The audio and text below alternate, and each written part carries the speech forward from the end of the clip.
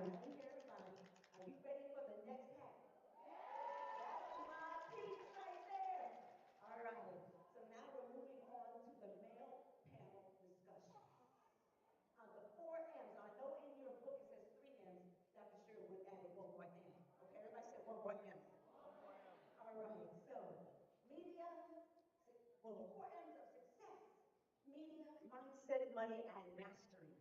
So I want to invite to the stage Ryan C. Green, Shannon Brown, Which way we going?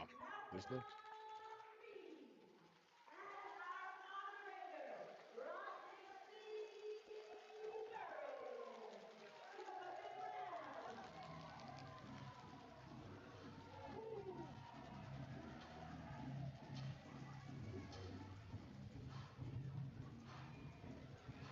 I'll let you.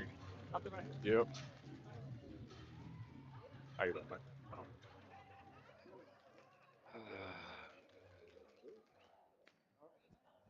Let's go. Let's go.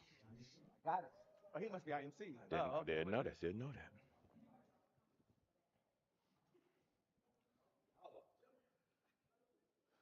Oh, bet. Shit, you got a freestyle. Okay. Good? Mm-hmm. Test it. Check, check. Yep.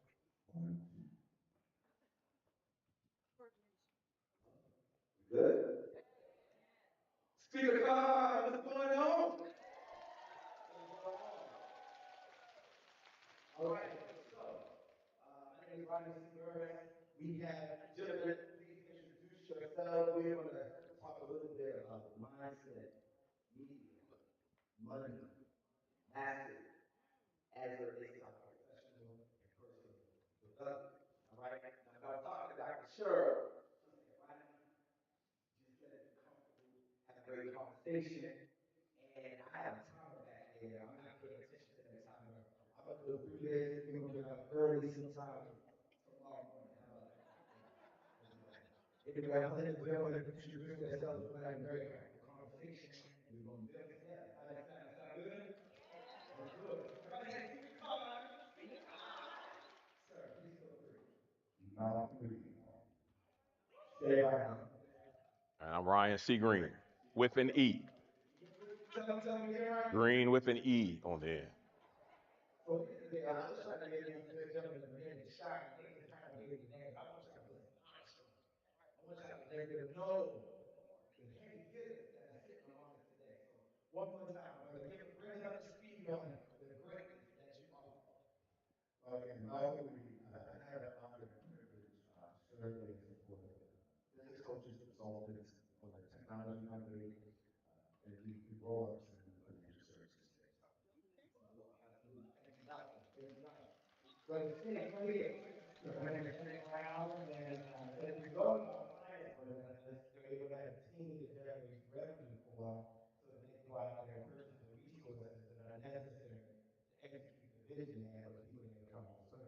Because without that revenue, it's very hard business. And so we have a very serious responsibility to help them get the most important part, I think, of really being a whole business, which is sales.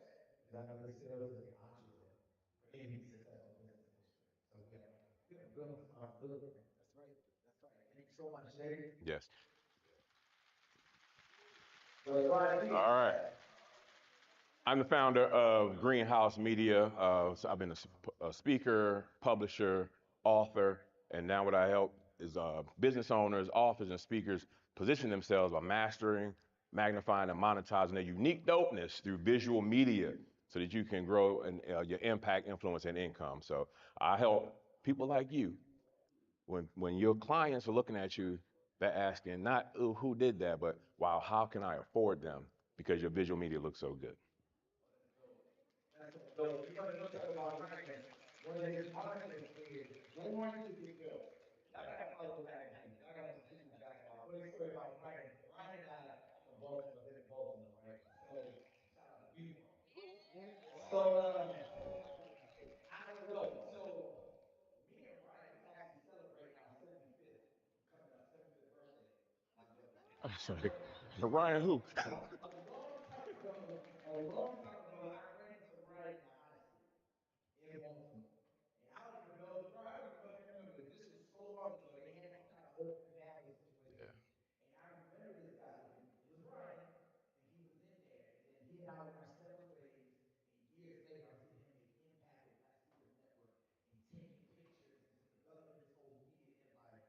it's a pleasure to kind of see. I didn't get to see all of it together, but I can tell you from where we first came in there, all the way down at that house that we going to where we are now, Brian is definitely embodies the idea of what we're doing. Brother Shay, if you know anything about energy, this one here, we were at the Sean Fair Leadership Forum. Shout out to Sean. Is everybody all familiar with Sean Fair? You guys, listen, this is a great house. Everybody here is somebody who know what deals with collaborators, right? Sean Fair is gonna be one of those names. So we were at the Sean Fair Leadership Forum. This gentleman, first of all, I decided I was gonna talk, right? He was just taking pictures, just taking pictures. First of all, I didn't know that he just decided to do it. He just showed up like, I'm gonna take some pictures. That's gangster, right? This brother gonna pay for it, pay for doing that, right? It's not about monetizing. But the second thing is this: when he got up to speak, the amount of energy and passion that he brings to the table, right? It sounded like somebody recorded, he read it, and was on fast forward, but it was coming, it was coming. So I can't wait for him to let loose. Malcolm, this is our first time. Is it our first time? He done been writing since 1999. I'm mad, Malcolm. This is Malcolm and our first time, Malcolm. So, Malcolm, your M is mastery, right? Why did Cheryl reach out to you to talk about mastery? I believe the reason she reached out to me to talk about mastery is because it's not something that I talk about often. And it was her way of pulling those gems out to support you to help understand, you know, a lot of times, we're here because we invest in ourselves, right? We want to get better. But sometimes we plant our eggs in too many baskets. And when we're planting our eggs in too many baskets, we don't do much because we get overwhelmed, we get confused. Versus we say intentional, but being intentional requires us to do things in a repeatable, duplicated, consistent form. And one thing I know about Shirley, she talked about it at lunch years ago about the mastery. That runs at 3 billion benchmark. Where you're in that space, it's one of the most difficult spaces to get out of.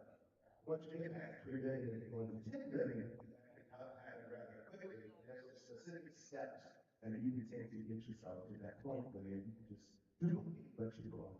Have other people do it for you, and you can build that legacy that you all want to build. It's into the Bible, right? You want to make sure that you build. It's not just for your children's children, right? That becomes, we're commissioned to make sure that we do that. So I believe there's a question as That's dope. I like that, Brother Malcolm. I like that. Kind of being targeted instead of spread out all over the place. I like that. Brother Shay, Cheryl reached out to you and she said, would you talk a little bit about making that money? Let me give an intro real quick. One of the reasons why I like listening to Shay on his podcast, he's doing just phenomenal things. I don't know if you were like me, right? But growing up, I was taught, maybe intentionally, maybe inadvertently, that the best way you knew that we were serving a good Lord and doing his work was by making more money. As a matter of fact, the thoughts of money can burn our heart open, right? I don't know if you come from, I came from that, right? Bills were paid by the grace and mercy, not by what mercy, not by strategy. Now imagine if you got on the plane and the pilot said, hey, young boy, we're about to take on off. Hopefully we'll get there by grace and mercy. There's a such thing called aviation principles. The devil didn't make that up, right? If we got on a cruise line, there's things about being in the water that have principles, tenets. If you went to Jet Fuel, Precision Tools, any of those places, God was like, well, I'm gonna pray on this one, and hopefully, by grace and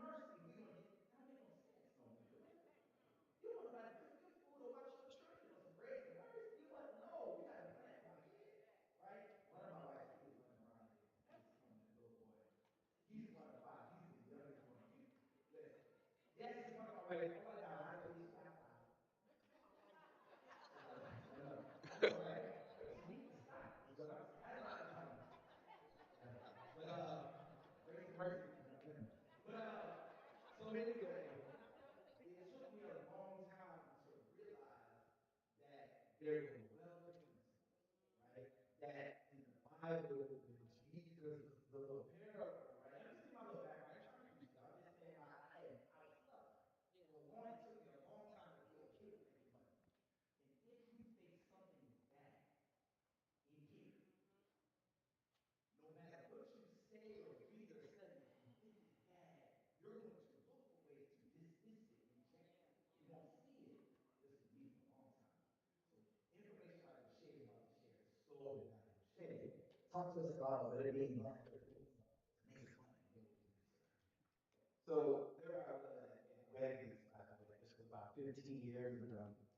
Growth entrepreneur. So although they talk about all that wonderful stuff you earlier, right? You know, when you start off afraid of sales and not making any money, but out there to leave. Okay, let me just tell that thing right now, okay? The same guy that was married before that was a nice room full of folks that are out here. We were at Wegmans. I think Cheryl might remember this, by the way. And at the time, I was broke, trying to make everybody rich. Right? Trying to do that before. Okay, okay, okay, guys.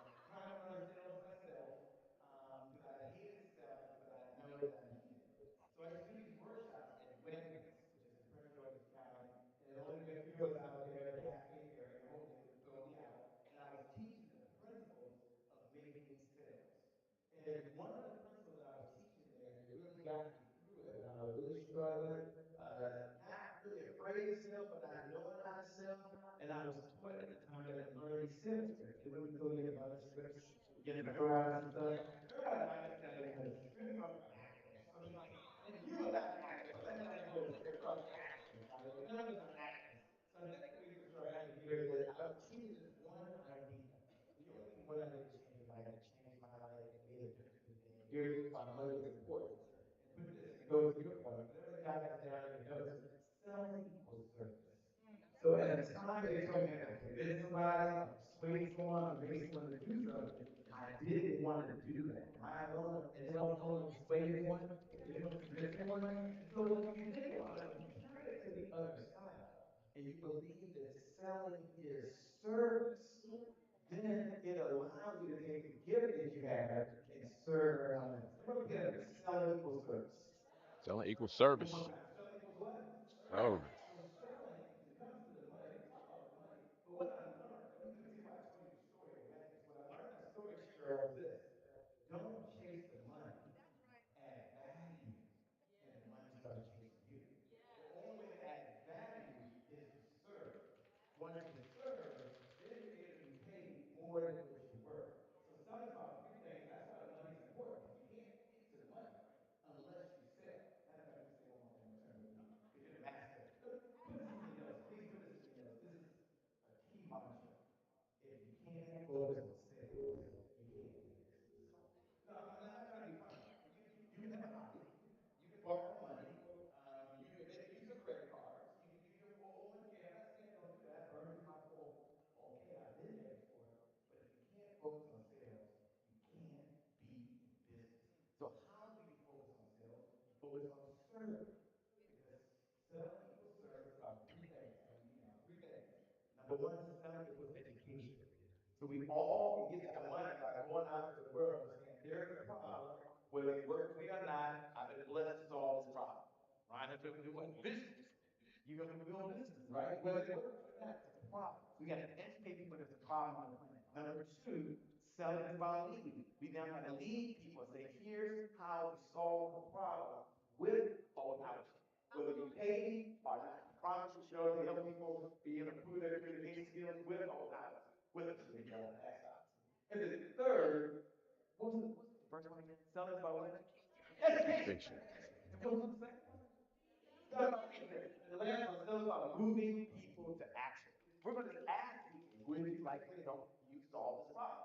So if you go to bed at night and you can ask one person all day long, if you help them, you should feel a little bad. That's what selling really is. We want to ask someone, not just help them. So that's how you get the money. Sure first. First of all, I get a whole series now. When my YouTube talk get into the money. I'm gonna learn different better. I will not just be what I used to be, right? We're gonna grow, we're gonna become different better. That's verse number two. Did y'all see the teacher, which teacher that teacher had? Did y'all see that? You don't become the spirit of God, let somebody first one? You know you ain't got to go to church.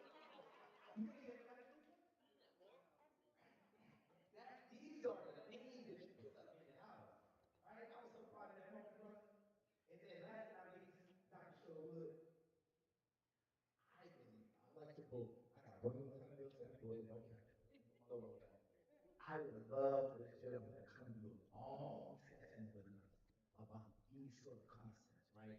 Because for me, coming from a background of not selling, right, not making money, thinking that I need to be Mother Teresa living in a little better home, so my treasure could be on the high. What about abundant life? Right? So getting the passion of the thing one time is like having something real dry and cracked up, and you can't actually look at it. It has great action, but that just soaks up and go away real quick. We got to immerse in it. So that's my little role to have this brother come on back. Thank you so much. Yeah, thank you so much. Thank you so much. Brother Ryan Green, let me tell you something. This brother, and mind you, just put him in a high school somewhere. And I'm gonna say so. This is another part. I never told him this. This part is embarrassing. We was in there. So back in the day, my approach, right, to doing workshops and presentations was all about fun, fun, fun. And it wasn't until a little 11th grade girl, we were in a cafeteria. Anybody remember that? It was everything, right? We would take out the way with basketball people, right? We was in one of the places we were in Delaware. I'm from before I was in Delaware. This 11th grade Spanish girl came up at the end of the presentation, right? Whole line of students, she came up, and she put this sentence together. She said, before this, I did not know if this was for me, but now I know that this is for me. Now, she struggled to put that together, right? Those words. I don't know if she made it my presentation, or concepts, or school, America. I don't know. What I do know is that in the middle of her final words, she started crying. I'm sitting in this 11th grade cafeteria, and I don't know what to do. Because man, you see a little kid always think about it. You pull somebody out of a burning building, you hug, right? That's human. I can't hug this little 11th grade girl. So I'm like, oh, so sweet. I'm looking around for help, right? Let's go, man, that's right. Eventually, somebody came over. Now, here's what I learned in that moment. And this changed my life back when me and Ryan just didn't start each other at I and then, right? For one, I realized that my words that God gave me a gift to touch hearts. I was having fun. I was having fourth in my class for assembly. Right? I was making $100, $150 like, woo! I got $150 for presentation. I did not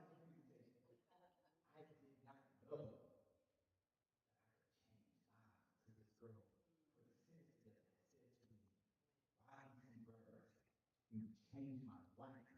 Little to you saying, know that. It's impossible in that moment. So that's what I met Ryan before that happened. I was just, let's have fun, let's have fun, let's have fun. Ryan, the dominant G that he is right now, follow him online on TikTok, taking pictures, photos, tweet, all that kind of stuff. I never told Ryan. Ryan was sitting in the house like this. I'm just gonna, come in here. You look so shy, bro. Bro, you look so scared, bro. You look so nervous in there, like I ain't coming to see where you are now. To see you walking in darkness. To see you not only promoting yourself, but every time I turn around, you're going bring it. Right, talk to us about you. Talk to us about bringing that in. I appreciate that. Let me just start by saying whatever was going through my mind that day, I ain't never scared. So, so that wasn't it. But I can't speak to what it was. But you ain't never scared when you're walking in your purpose. So, but no. So what I do? Let me put it to you this way. See that? You got to know where the camera is at all times. That was a tip. I just gave you that, right? No, but seriously. How many? Raise your hand if you're a speaker in the room. Raise your hand high. Raise your hand high. All right. How many? If you want to be a speaker, raise your hand. Keep your hands up. Keep your hands up. Keep your hands up. All right. The rest of you just here because somebody you didn't know what's going on. You was staying in a hotel. There's a bunch of black people in there. Let me go see what they're doing. Y'all just came in. Y'all, oh, anyway, maybe you'll be a speaker. How many are aspiring speakers? Okay, those other hands. Listen, all right. For those who raise your hand, how many have social media? Raise your hand, raise your hand, raise your hand. Great, just about everybody raise their hand. Keep your hands up. Now I want you to put your hand down if you post enough on your social media. No, what, did I do it right? Yeah, leave your hand up if you post enough on social media. If you post enough. All right, put your hand down if you say, you know what, I need to do more. You want to make it easier. Like you need more content on social media. Right. You got to know what enough. At least once a day. Let's be once a day. One person still has their hand up. Thank you so much. You put your hand down now. This is what I do. If you're a speaker, here's a news flash, right? If you're a speaker and you want to speak and people are looking for speakers, they want to see you speak. I know it's revolutionary, but they come to your page and all they see is nice quotes. And I'm speaking in general because I don't be calling me after this. No one in particular, I don't know. But if all they see is quotes or they see professional headshots, those look good and you need that, trust me. But if they don't see content of you delivering your expertise, and it doesn't always have to be on stage, but consistent content, then they don't recognize you as a speaker, especially not as an established speaker, right? You haven't been on stages. Some of you out here trying to get on these huge stages, and you hadn't even been on, a small stage yet. So what I do is I help get you ready for that. I help you get that content. I make the content creation easy. See, a lot of people mess up because you think every day you wake up, oh, what am I going to shoot today? And he's like, well, now I got to go make these calls. Now I got to go do this and that. Next thing you know, 3 days later, you still ain't posted a video to promote your conference. So what I do is I simplify that process through content days where we come in and we just shoot all your stuff. We strategize, shoot all your stuff in a day. That way you have a month of content. We only worry about your content for 4 hours in a month. And now it's done. So that's what I do. I help you put that together so that you are building your brand in a natural way where it takes the stress away from what you have to build, what you have to create rather, and you just put it on autopilot. Now you can go out there and really help the people you're called to help build your business, but your content is there because the last thing I'll turn it back over, because I'm an author as well. So this really hurt my heart when I learned this statistic that people remember 10% of what they read. 10%. I'm like, I spent all this time writing this 200-page book, and you only gonna remember maybe 20 pages out of it? But they remember 90% of what they see. So understand the economy that we're in, the state of the world that we're in. You need to be in front of a camera. I know some of you may be shy. Well, I don't want to be. You gotta get over it. If you're serious, you don't have to get over it. But if just like Shay said, if you want to build a business, you gotta be comfortable with sales. You also have to be comfortable being in front of that camera, one way or another, or in front of a mic. Maybe you do audio, whatever it is. You got to be consistently presenting yourself in front of your prospects, and that's what I help you do.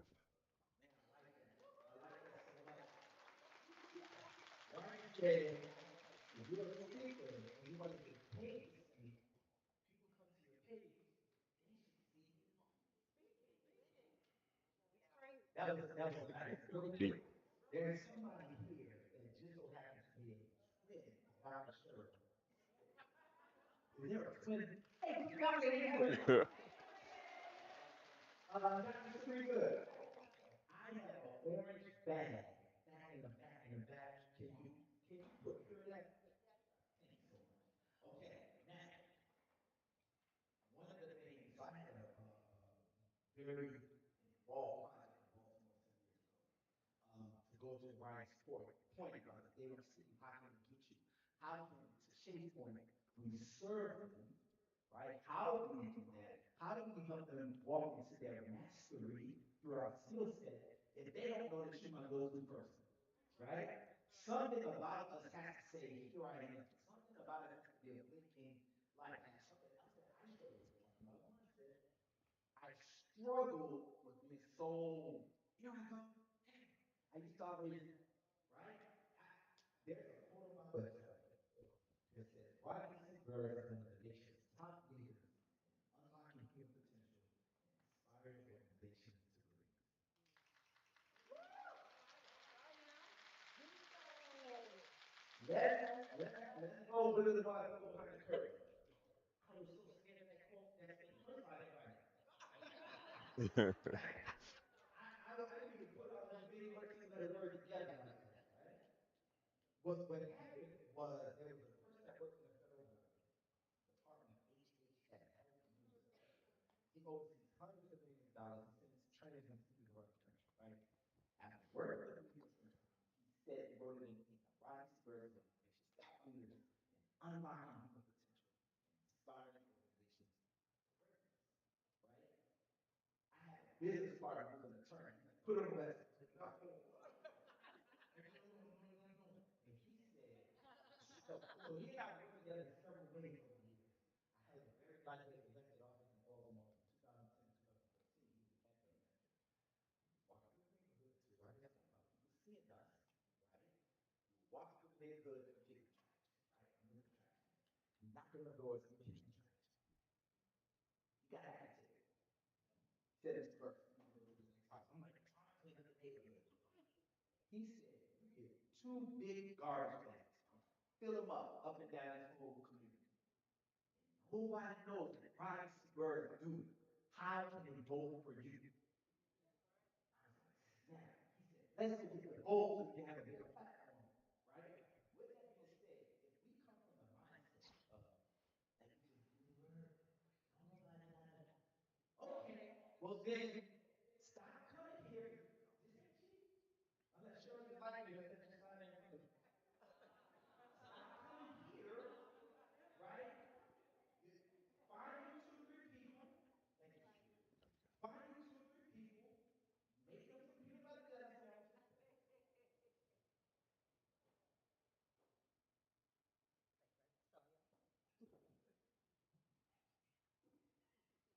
And then from there, if we're not going to put ourselves up front, right? We're not going to take that lesson and we need to pull back. So how do we tap into the masses? Right? How do we tap into the masses? So now, if I know from your first point to kind of funnel in, zone in on something, how do I know that something is I'm good at this, I'm good at that, I got skincare, I got hair, you got shuttle service, got good speaking, got the Youth Outreach program, got the school program, giveaway. Who is that, right? Y'all know people like that. And on Saturday, and then, so how, Malcolm, if we are multifaceted, do we know how to tap into what we're mastering? You know, you cannot force your solution down the throat of the client. Repeat that. You cannot force your solution down the throat of your market. So what that means is that your audience already has a problem that they have and they don't want. They're actively looking for a solution and they cannot find it. Your job is to educate them that your product or service is so far superior to the competition that they would be foolish not to do business with you. And then you make them an offer to shave some weight. Nothing happens until money is exchanged. They show the report and say, wow. Okay? So when you do that, now you create for yourself a position of market dominance. Now you have your client in attract. Now the other key to this is really important. Business owners, leaders, you are not your business. You are not your business. I see too many people make the mistake of starting something, right? And then they have to change their entire life within this thing they created. It becomes utter chaos. What you must do is first decide what are you going for with your life? What do you want? And then intentionally create an asset, which is your business, separate from you to serve. Here's the next thing. If you are responsible for all the revenue and your name and your face is on the business, when you die, the business dies. There is no legacy. The business is dependent on you. So mastery is taking systems, there's three critical systems. One, marketing, that doesn't have to run really fast. And the problem is solved. It must be consistent and predictable in what you're doing. Number two, once you have that consistent, predictable system of marketing, well, those people will raise their hand and say, you pick me. You have to convert them into paying customers. You have to have a sales system. And then the third thing is you must have now must deliver. And by the way, your delivery must be far superior than everything else. Talk about that, man. Talk about that, man. So once the customer knows about us, good morning. Then secondly, we have a sales system, so they pay us, right? Then we deliver. Why is that more important than open marketing and stuff? Well, that's your credibility. That's the reason they're hiring. We don't want to before. It feels horrible. But those are the things that I really use it as an ace. You're not going to be business tomorrow. Just think about that person. Let your word mean something. Do what you say you're going to do. Do it extraordinarily well. And that's what will separate you as well from the competition. Because look, everyone says, I'm a speaker. But how do you show up? And that's what determines your position. And that's the best. Okay, now I'm going to talk a little bit about system of self. And a system of self. What does that mean? For regular folks that don't have systems, just know that you're trying to help folks, help people. What's a system of selling actually look like? Sure. So let me frame the conversation if I can, for this kind of framing. First, golden nugget, we all live by principle, right? We all live by a methodology. That is that systems beat goals every single time. Just have that down in your mind. Systems beat goals every single time. Because systems are duplicatable, systems are repeatable. Systems is something you can hand to someone else. That's very, very important. We got to have a system. Number two, just to frame the conversation, is that I believe that selling will solve any business problem that you have. Okay, because we got to take a market. The market sells goes down. Generally, we fight that whole war because we got to take somebody, right? The market, you know, market are free. Okay, so selling will solve any problem. I talk about the system we need. Let me share a story. This last week, I was speaking to a client, and a really good person, been in business for over 7 years. They're running ads now. There's only 3 ways to get leads. Let's just talk about systems. Let's talk about lead systems first, because this is what you and I will talk about. Just so you have it for your notes, right? 60 seconds, you have it for your notes. Let's all agree that a lead, because it means different things to different people, it means you have your first name, last name, phone number, email, and your database. So let's all call that a lead. That means you have a contact. Know that contact, you met the contact, it doesn't really matter. So this person was focused on getting leads into the business. Why is that, Shane? Because leads represent hope. Leads represent hope. No leads in the system, there is no freaking marketing. Marketing is sexy, branding is sexy, all is sexy. But without any leads, there's no hope because you have no one that you can talk to help move them and solve the problem. So back to the person. So the person who they called, they decided they're going to be the page track. There's only 3 ways that lead to the system. Lead generation system. There's only 3 names. The first way, you go to your existing database, and maybe you have folks there, you email them, you post. When you post, you post with friends. But when you post, maybe they see it and they buy it. Cool. The second type of system you have is organic. That means you go out there and you put on an event, you do something like this, or a webinar, you speak. And then the third, don't be lazy and use the database. So we can simple. That's a system. Is paid for. So back to this person. Carol had a problem spending $200 a week on Facebook ads, running ads to her challenge. We just want people in the challenge, we want to sell them $10,000 profit at the end of the day. They're coming in to do the challenge, but the real problem is that they are not qualified. I mean, they're in that situation. And so I told her, I said, well, we have these. This is the conversation I had with her. She was very proud. $200 a week is not a lot of money for an ad. Let's be clear, okay? Well, I don't know. $200 is a lot of money. But 2024, it ain't a lot of money, right? So if you're worried about $200, then yeah, it's okay. I've been there before. But think about it. Anyway, here's what I shared with her that I want to share with you. You go from first having a lead to having an engaged lead. Put that in there, an engaged lead.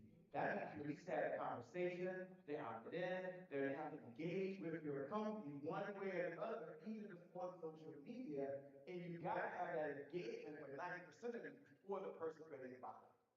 So having a conversation about a lead system, if you have a closing call, there's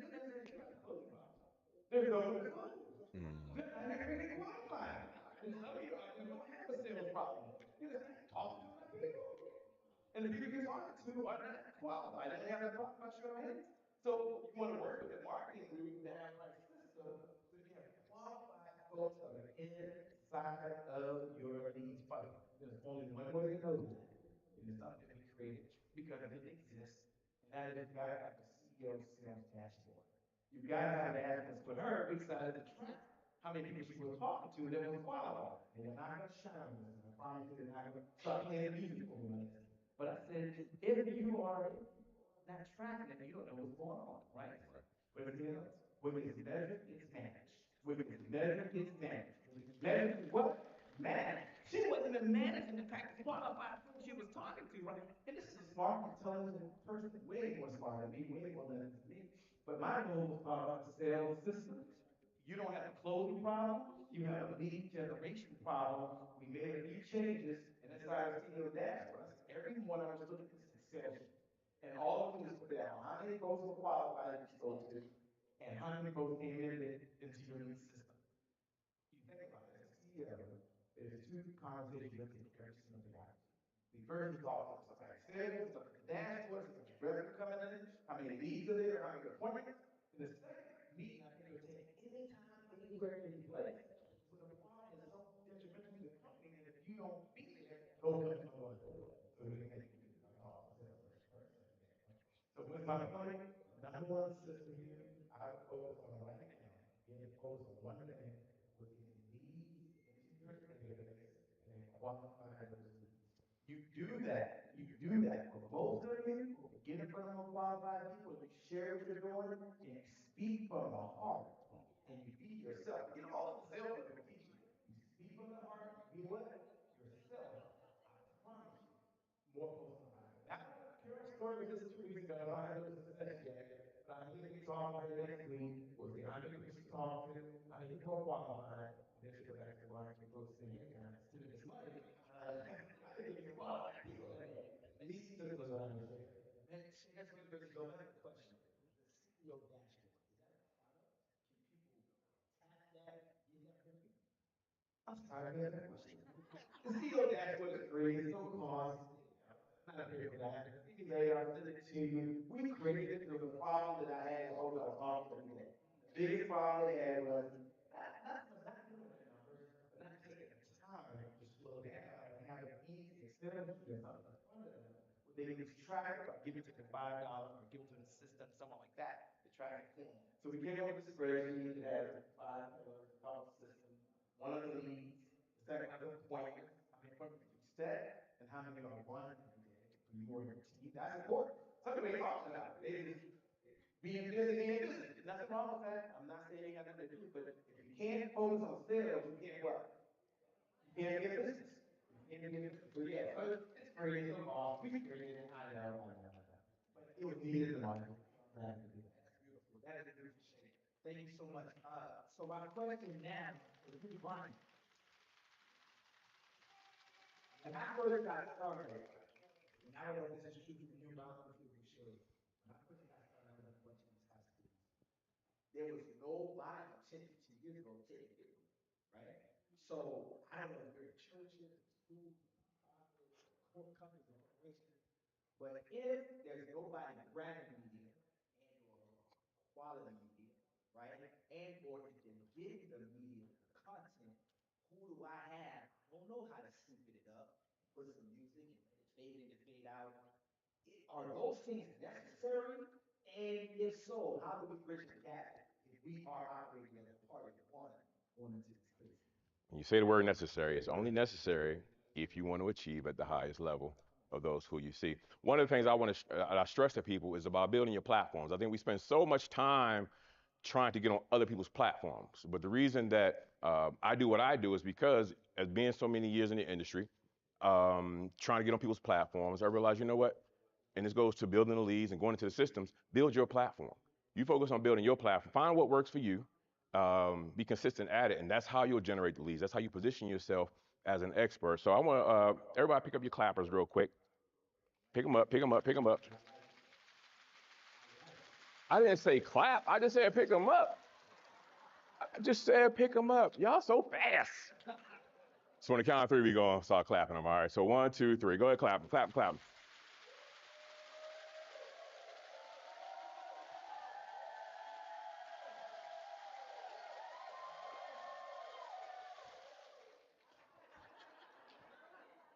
10 seconds. That was how long the video was. Now I have video of the entire audience for my speaking engagement. See, sometimes we focus, sometimes you're not gonna be able to have someone there to tape your whole talk professionally, right? But you can take your phone. I do this every time I speak, or every time I can, and you just get video of the audience. Now then you'll get some still shots. You may have a couple of, your cell phone and your tripod, whatever, but you mix that audience because that audience part is important too. Look, we just came out of the pandemic. Everybody was professional speakers home in their, on Zooms.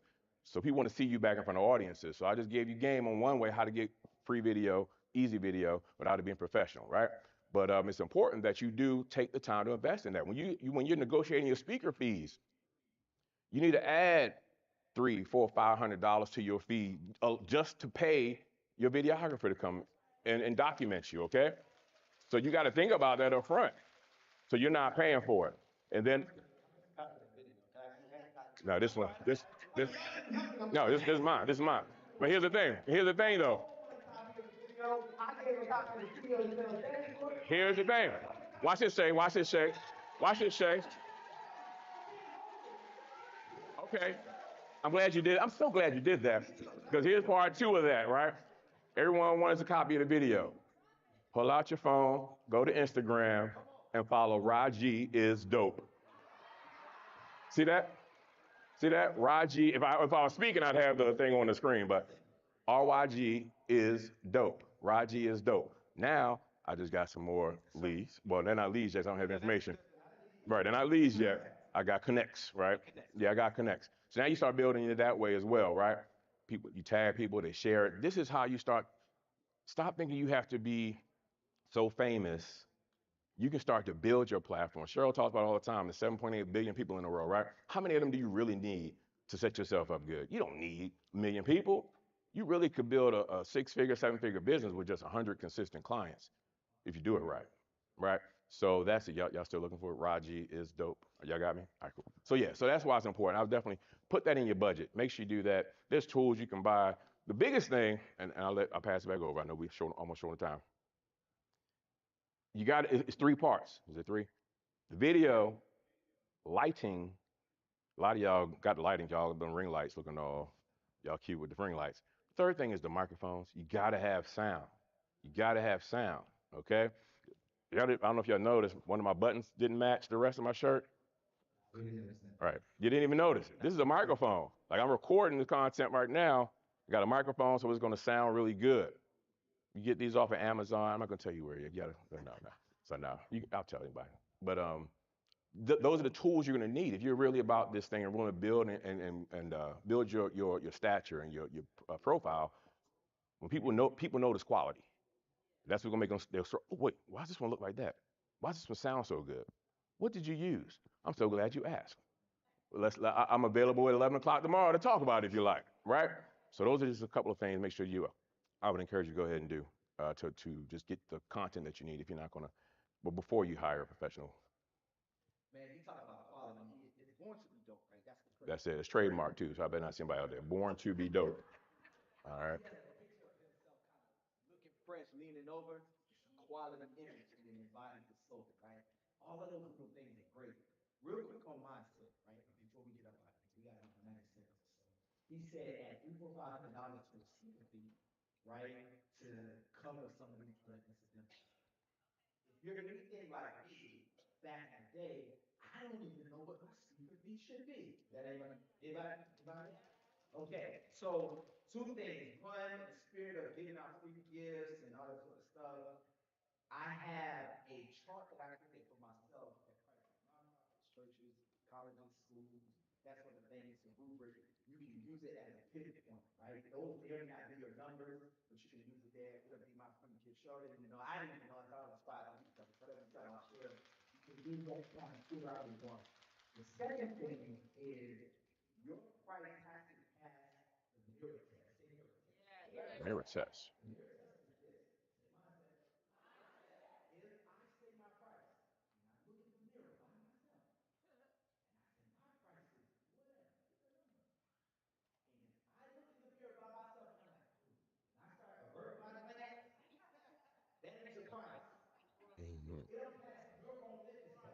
and everybody else is up. So it don't matter what the $5,752. If I'm like, well, you can give me $2 if you that's free. Somebody said this phenomenal quote. They said, when you are one of the best, don't expect you to be cheap. If you come cheap, don't expect you to be one of the best. Mindset. Mindset, right? So with that being said, we got 10 seconds left. I am going to end us on time. This is Brother Malcolm. This is Brother Shay. This is Brother Brian. Please follow these brothers online, their Instagram, TikTok, Instagram. Shout out to Sarah Wood, Speaker Con. Coming up here, our beautiful Tracy Holmes. My name is Brian T. Burns. Thank you guys so much for having us.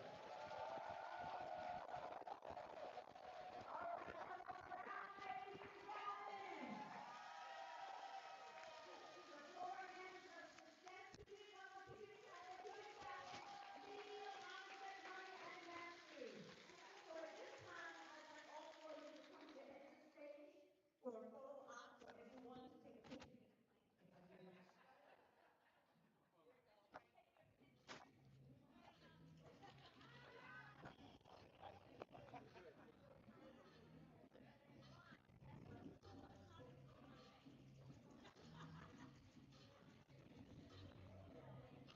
I think we should do this every year at Speaker Con. Good. Cool. Thank you so much.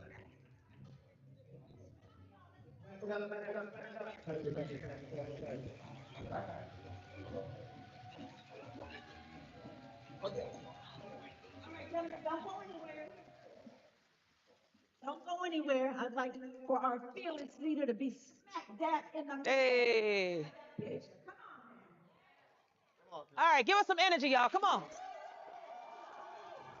I know I'm always in the I get in front. the I middle. know it's Yeah, in the there we front. go.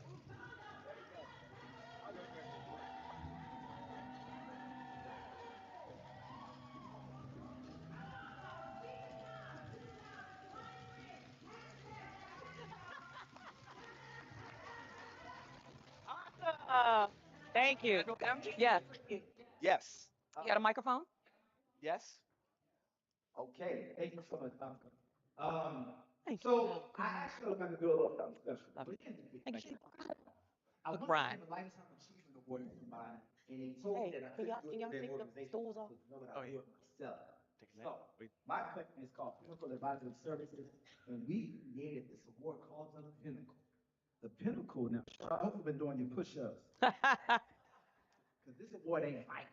And it's a little bit expensive, but that's the Pinnacle Award. Sir,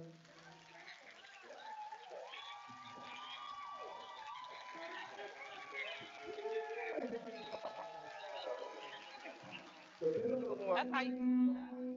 that's how you know he from Baltimore. Be more than With the orange bag. Okay, go ahead. Representative O's. I hold this, you hold that. Okay, so here we go. So the Pinnacle Award is a crystal trophy, and it's given to leaders who've had an impact in unlocking human potential and inspiring greatness. And before I ever met Cheryl Wood, Dr. Pam Perry used to talk about Cheryl Wood. Oh. And so I harass. Where's Pam Perry at? Is she? Hey. Listen, that's somebody you need to get to know. Before you leave this conference, find Pam Perry. She's a publicist. She's great. So I was following around, and almost all of her stories were about Cheryl, her cover girl Cheryl. And Cheryl's doing this. Because Cheryl's been on Pam's magazine several times, right? Including this for the speaker con. When I finally got the chance to meet her, 5 times? 5 times. Thank you. I love it. So when I finally got to meet Cheryl, her energy was what Pam talked about. Mm. When I heard the stories about the opportunities, when I first day and I saw all the new people, I'm like, it's continuing. So Cheryl Wood, it is my honor, it is my privilege to present to you. Now Pam gonna fuss at me. She say, take it out of the case. I like the case. I think the case looks nice. But this is the Pinnacle Award to Dr. Cheryl Wood for your impact in unlocking human potential and inspiring greatness. On behalf of Pinnacle Advisory Services, thank you for what you do. Y'all get that photo. Hold it up like that, Vanna. Go ahead, Vanna. Mama, I done made it. Mama, I made it. Thank you. Pam Perry. Oh, come on. Pam doing PR stuff. Y'all clap it up for Dr. Pam Perry.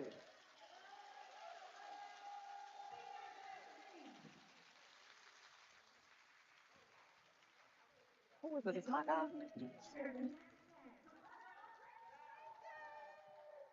Thank you. All right, come on. Give me that. Put that down. There we go. Okay, come Put on. a photo.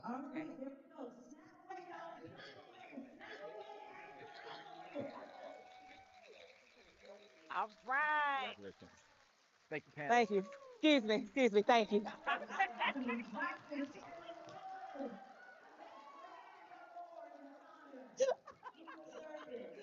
Thank you.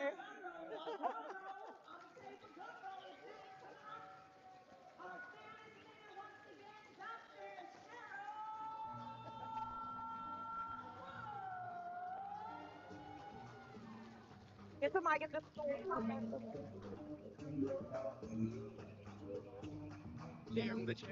Yes.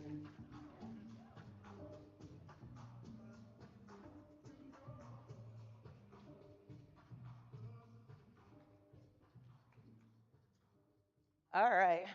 I'm always scared of these director's chairs. I'm like, is it gonna hold me? Anybody else? They're like, ooh. All right. So y'all ready for the master class?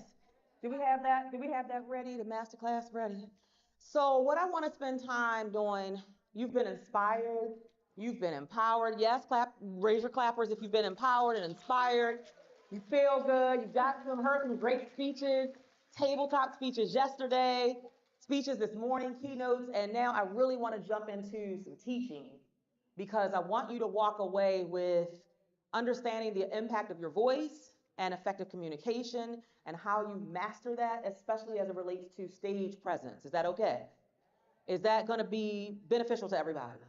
Okay, good. So again, I mentioned this earlier. The way that I teach is I may have things on the slides, but sometimes in the moment, I'm like, okay, I got to tell them this. So is that okay for me to teach that way? Okay, beautiful. So we're going to talk about what I call the wow factor.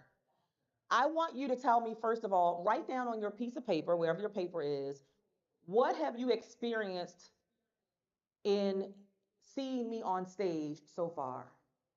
Write down some emotions or descriptive words to express what you have personally experienced. Doesn't matter what anybody else experienced, what have you experienced as it relates to me? And I haven't been on stage much, but just so far, just in the keynote, because several of you came to me after the keynote and you expressed certain things. So I want you to jot down, what did you see or what did you feel or what do you experience that you're like, man, that's the thing that drew me in. And then I want to have a couple people share that really quickly. And you can yell out, or if we have some folks that can pass the mic or whatever, however we want to do this, wherever the team is. There's a microphone on here, and I think we have maybe 2 or 3. There's a microphone back there. Okay, or you can just come to the microphone. I love it. So we'll start with Yolanda and then Malcolm.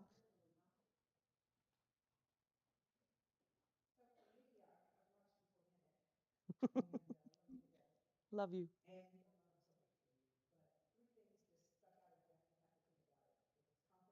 Mm, mm, mm, mm. Yes, I love that. Thank you. And then we'll go to this side.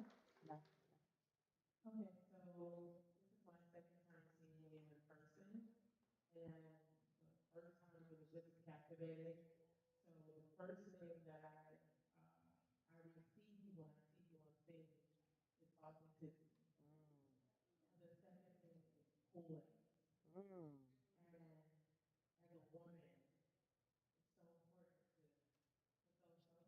Yeah.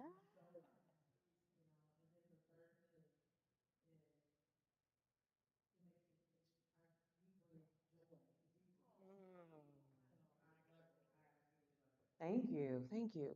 Sometimes there are things that you're doing intentionally, and then sometimes once you settle into just being authentically you, there will be things that you do unconsciously. I don't, I can't say that joy is a word that I would choose for what my intention is from stage. but it's beautiful that you receive that. It's good. Thank you, Katrina.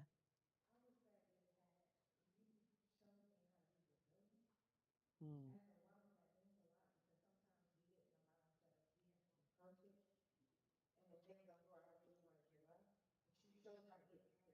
mm,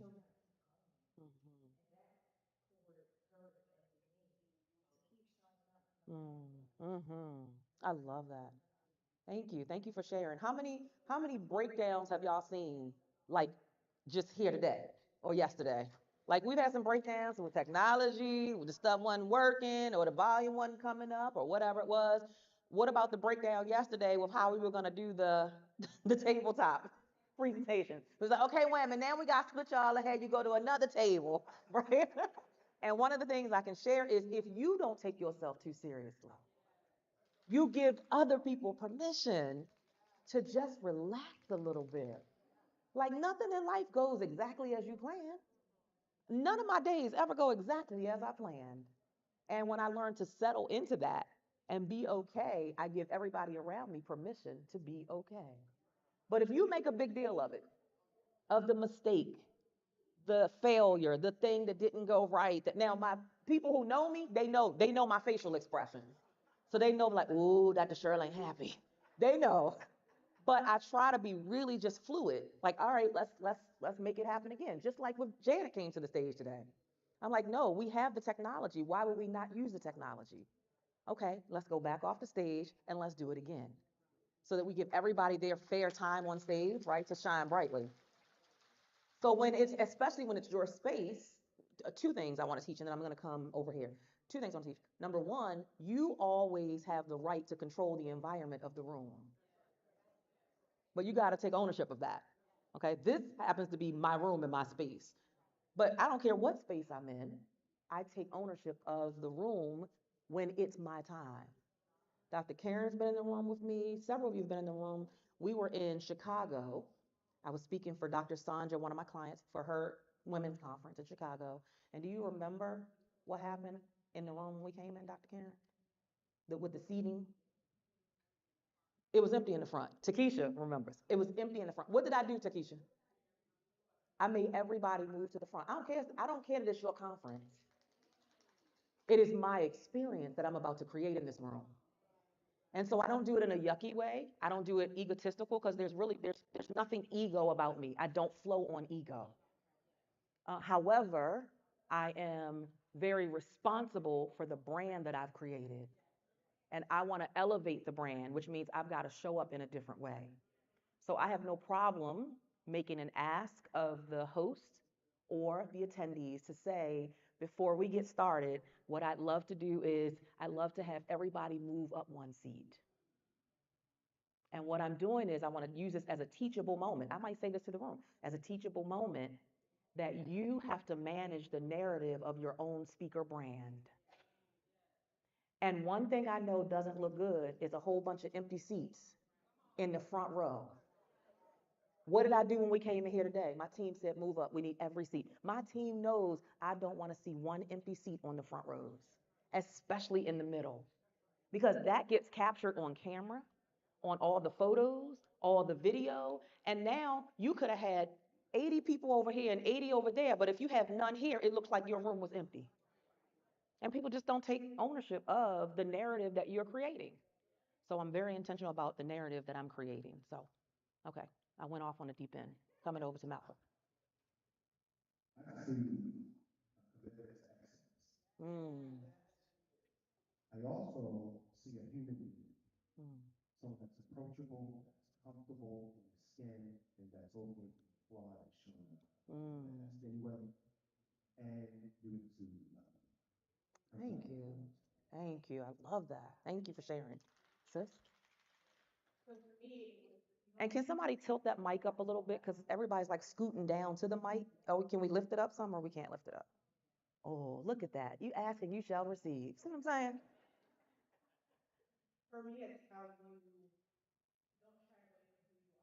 Mm. Mm.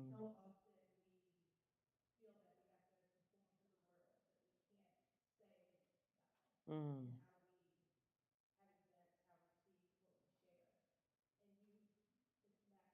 Yeah.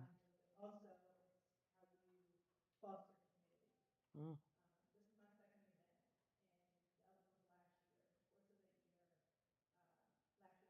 was last year. First event year, last year someone graduated from the program, and I saw it in a year through the transformation. But it Mm. wasn't just because it was part of a community that you built and poured into. Yeah. Even the people working your event here are people who have been part of your program and other things. You continue to build them up. Yeah. That's so good. You guys have such good observations. Thank you for sharing. Over here. We got a little line going. Okay, let me cross my leg.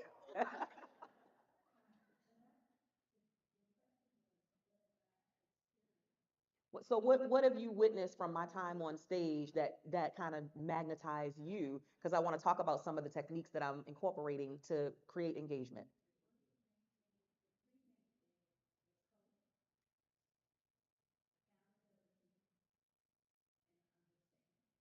Okay, awesome, beautiful. Thank you for sharing.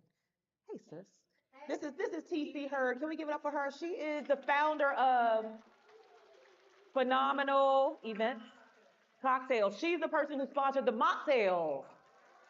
Yes.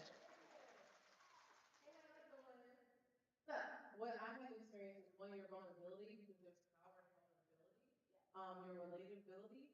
I'm going to say this with also no shade, but a distasteful amount of shade when you're choosing direction. Because no, but seriously, because one, it starts you, but it also gets people to pay attention to you. Mm. And I love the way that I also admire how you utilize the stage.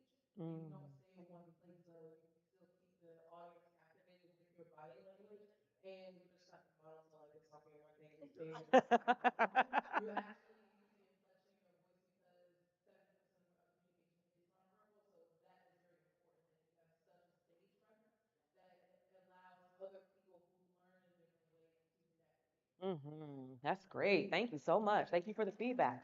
Oh, Mikio. Mm.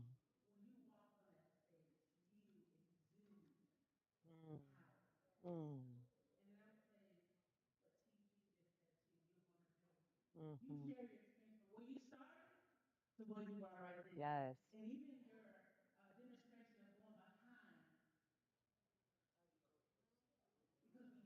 Yes.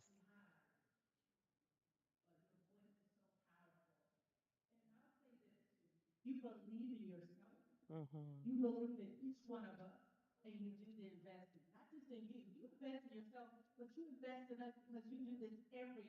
Yes. Yes. Thank you.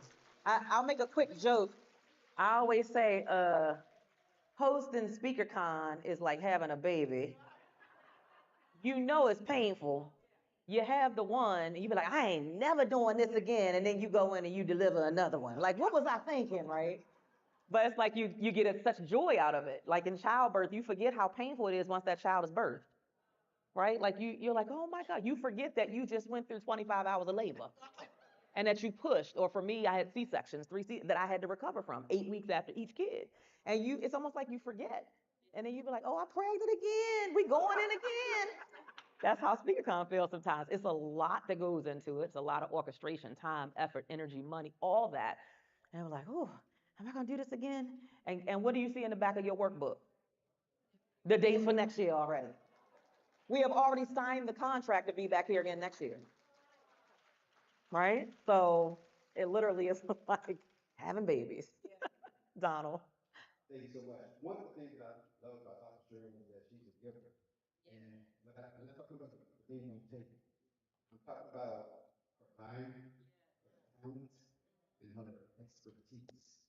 She's a very transformational leader. Now, this being a female dominant platform, I wanted to speak to the guys because what drew me in actually is the transformation that I've seen in my sisters, because I have the Dr. Wood have been changing. And I realized that for me, it wasn't a gender thing. I could easily shy back and say, no, I'm not going to do that because this is mostly geared for a female platform. I said, no, because I recognized the change that was taking place, and those changes that were taking place, I wanted have for myself. So it didn't matter that, hey, that I wasn't invited to the pajama party last night. That's okay.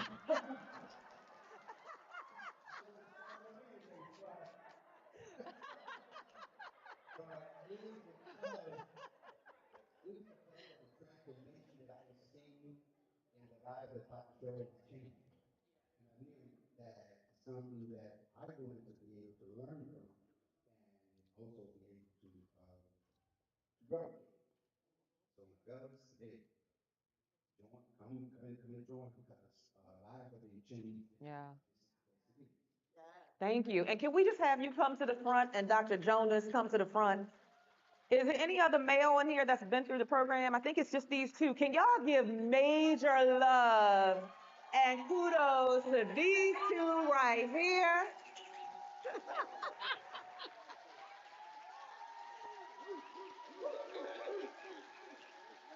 Yes.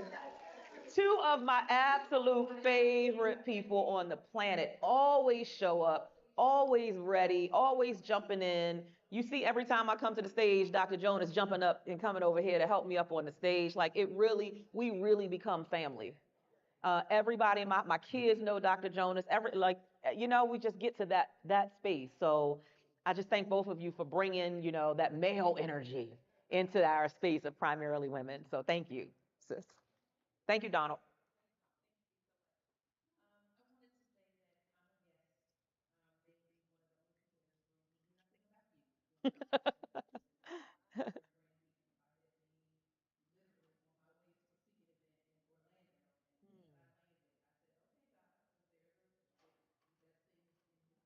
Yeah. So the thing that I picked up on coming into this room, and I saw you standing on the stage, I said, "Brenda, right? It's a mirror for me. Yeah. And I appreciate that. Yeah. To be able to see you on the stage, understand what you're doing, accepting the things that you are doing and you are doing, to be able to understand that, ma'am, you're where you're supposed to be. Yes. And I appreciate that. Yeah. I appreciate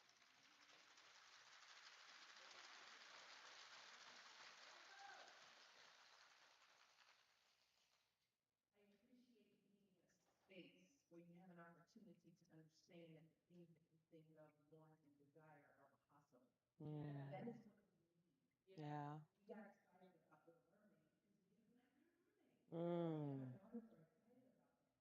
You're creating something for us to be able to see, and I appreciate it. Mm. So understand your legacy back to your children. Everyone in this space knows you, who speaks your name when you're not in the place, who Mm. push you when you're not around. It's because you put the work in. The legacy is here far beyond you. Mm. And so I'm sure, as Ms. Lady would say, they appreciate it, and I'm glad to be seeing the mirror. Beautiful. Thank you so much. And I love that you say that because, and then I'm gonna come over to my sister. I love that you say that because you're right. And every one of us has that opportunity to be a reflection of what's possible. So before I started hosting conferences of this magnitude, I used to go to a conference called the Get Radical Conference. Do anybody know Doreen Rainey? Back in the day. And I would go to her conferences, and I'll never forget the first time I went to the conference, I was like, it was something ignited in me. I was like, oh my God. I mean, I could barely contain myself. I was fighting back tears the entire conference because I knew that was what I was born to do. And as I sat in the audience, nobody knew me. And I didn't know how I would ever get there, where I would be the one hosting the event. And she would put hundreds of women in, and she would put some of the top, experts and thought leaders in the room. And I just was like, oh my God, like my spirit. Anybody has something, your spirit craves it so bad. You just know without a shadow of a doubt, like, I'm supposed to be doing that. I'm supposed to be speaking on stage. I'm supposed to be changing lives. I'm supposed to be hosting conferences. I'm supposed to be writing books. I'm supposed to be doing book anthologies and having women come. You know it. And you might just need a little strategy, some techniques, some tools to help you, but the desire is already there. And that's the people we love to work with because we can elevate you quickly. If you got the desire, we got the tools and techniques, and we help and support you that way. But it was because of Doreen's example that made me, that ignited the fire in me. And now here I am being an example for someone else, igniting a fire. But every one of you get to do that by stepping into your power. When you step into your power, you automatically give somebody else that spark that becomes a full blown flame for what they also can do. And it might be on their own scale, right? We never want to be, I don't want to be a carbon copy of anybody. So I want to put my own, special sauce to it. But it just allows you to be able to see a vision that maybe you didn't even realize you had a desire for. So thank you for sharing that. I appreciate it, sis. When I see you, I see a student, Mm. practitioner, and professor of her craft. Mm. As a speaker, so many people even inbox me on the scale that I'm on going, I want to be a speaker, and the only qualification they have is a mouth. And I don't say that lightly, but you are a student, Yeah. practitioner, and professor of your craft. And as a former math teacher, I know I'm real cute, but yes, former math teacher, um, seriously, I understand a formula and I understand the importance of executing a formula Mm-hmm. is how I teach algebra, right? So when I speak you, yes, all those other aesthetics are there, your confidence, your beauty, your poise, your authenticity, but by no means are you sitting or standing on that stage by accident just because you're beautiful. You are a student. Just because I'm what? Beautiful. Oh, okay. I ain't hear you the first time. Go ahead. You are a student. Hey, babe, you hear that? That's my husband over there. Wave, babe. Give it up for the husband, y'all. I'm sorry, I just interrupted your whole speech, but I'm just saying. Exactly, a student, practitioner, and Yeah. professor Mm, of her craft love on it. top of all the other accolades that the room has shared with us. And I Beautiful. thank you. Beautiful. Thank you so much. So- Hey, Kim. Well, she's a part of what I'm doing.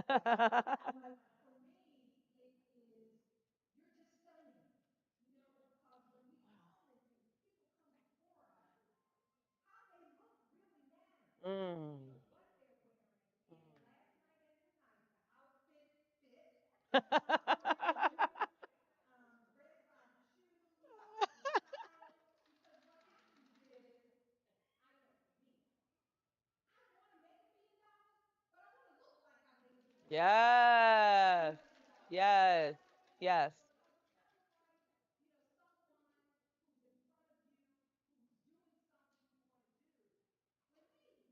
someone who's in front of you, who's doing something you want to do. When they look great and they have the confidence and they're mastering it, that's another part Yeah. of what they do. So we Mm-hmm. can't discard how you look. Yeah. And you look stunning. Thank you. And I think that that is so powerful because people see before they hear. Mm. What do they see? And what impression do they get before you even open your mouth? Mm-hmm. Powerful observation. Thank you for saying that. Your image matters. And I struggled with that when I first started speaking because I am such a heart-centered person. My husband will tell you, he's always like, I got to do the budgeting because you're going to give all the money away. Like, I am such a giver. I'm so heart-centered. I mentioned earlier, I don't like being the center of attention. I can be over in the corner, quiet. When I come on stage, I'm going to do my thing because that's my gifting. But I don't like to have to look a certain way. But what I realized was I am responsible for managing my own brand. And you are not going to sign up for a fitness trainer who is overweight, who is obese. I'm not. No, I don't want you. I want that one back there with the six pack because I don't even believe you because I don't believe you believe you. Because if you had something that really worked, why are you not applying it to yourself? I'm just being straight up and honest. And it took me a long time, thus some of the pictures in the book. It took me a long time to really get over that. Like, I'm like, I don't want people to judge me based on what I got on, but they do. And you have got to manage the conversation around your own brand, especially as a speaker. And I'm sorry, people are going to look at what you have on. People are going to make a determination about who they think you are, whether they think you have money or if you broke, if you lying. They're like, girl, I could tell by them. I could see the thread count on that thing. I could tell she was raggedy. She lying. It matters. And so some things in this speaker, you building a business, is going to be you getting over yourself and you acknowledging that some of the things that you don't love, you still got to play. You gotta play all out in every part of the industry if you're really going to build a seven-figure brand, growing to multiple seven-figure, eight. If let's start a six-figure, like you have to look the part. And I'm not gonna lie, some speakers look a hot mess, and I would never have them on my stage because I can't. What are you the reflection of? That I don't even value the audience enough to get dressed up for the day? That I don't value who I'm going to be standing in front of enough to get makeup done? Are you kidding me? I was up at 5 o'clock this morning getting makeup done. So yes, your brand matters, even as it relates to how you show up and how you look, and people will make a determination. So you might love it or you might hate it. My husband will tell you I love being in sweatpants. When I'm home, that's all I'm in. He can be like, could you just wear something else? Like, could you just? He's like, you be going on them stages and looking all good and everything, and then you come home looking a hot mess. And he'll even say to me, if I'm going to the grocery store, he give me the look. He be like, you misrepresenting the brand. That's what my husband will say. You misrepresenting the brand.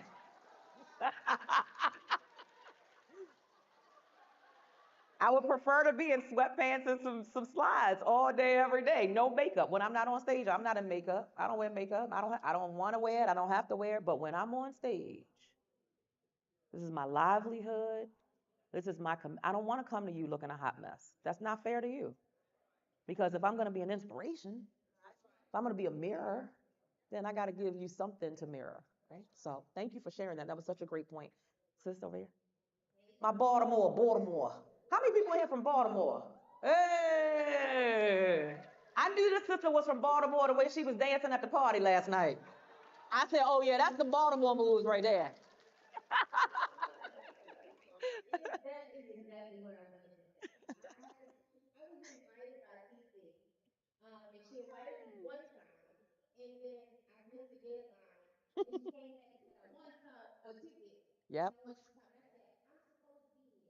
I've Yes. never seen you before. Yep. I never knew anything about Secret Song. But coming here and seeing people from Baltimore, Mm. when we come from Baltimore, we are nothing. We're taught, Yep. not so much taught, but we're categorized Yes. as not coming from anything. Yes. So this is so inspirational. Mm. Like never seen so many black successful women in the world together. Yeah. Today is also a very special to me because today is my 1 year anniversary as being a performing poet. And so I've written a book and everything, and I just like being here on my anniversary is so inspirational. Seeing you, such inspiration to me. So I thank you for overcoming all the barriers to let me know that I can do the same thing. Absolutely.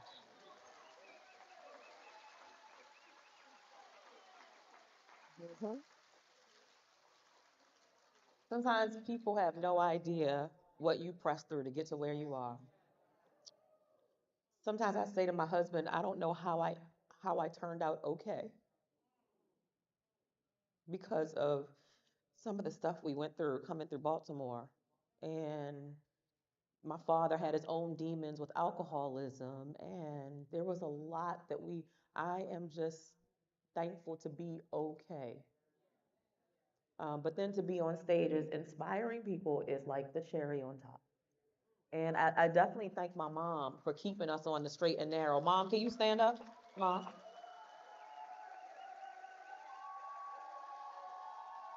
Yes.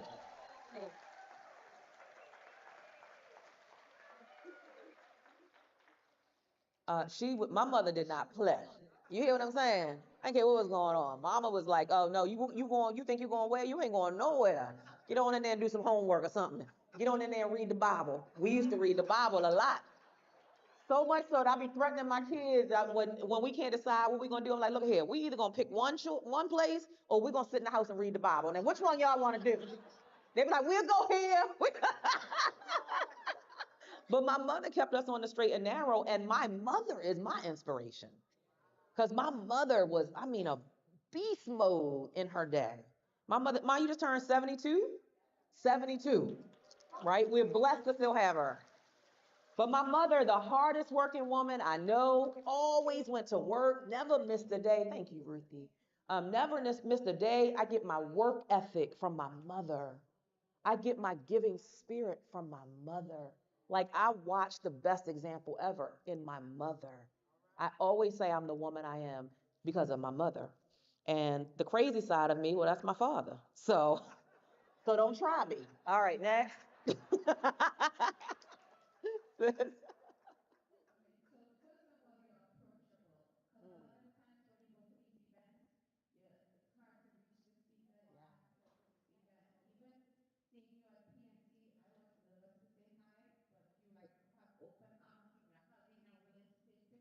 Yep.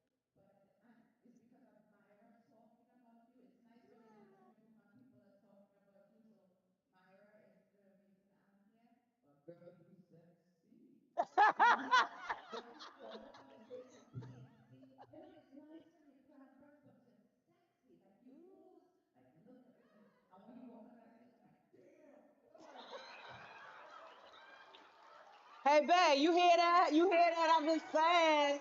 You know, you better know, boy. You better know. That's just 22 years in, and she still got it.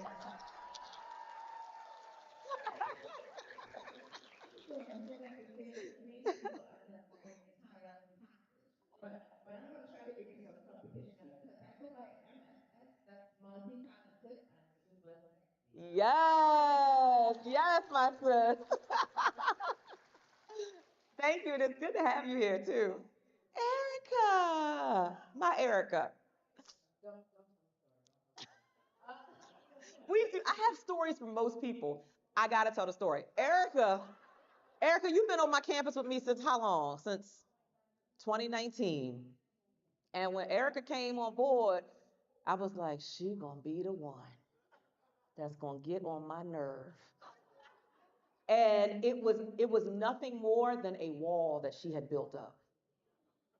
For whatever reason, maybe other experiences with other coaches or other experiences with other women. And I thought Erica was gonna be the pain in my side. And I questioned even taking her application when she applied to work with me back in SpeakerCon. It was the first SpeakerCon. And oh my God, that's why you cannot judge. And I've learned to just take a step back, breathe, pray on it, and let God make the final decision. And so we start working together, and over time, I could just see the wall coming down. And we ended up like almost like besties. And we could talk about anything. And our Erica's always show up, great energy. I adore Erica. But imagine what I would have missed out on, what we both would have, because it's not just a one-way street, it's a partnership, it's a relationship when you sign on board for anything. Imagine what we both would have missed out on had we had preconceived ideas that we actually flowed with. So sometimes as women, we got to just take a step back, release all judgment, surrender, and see where God takes the relationship. So, Erica.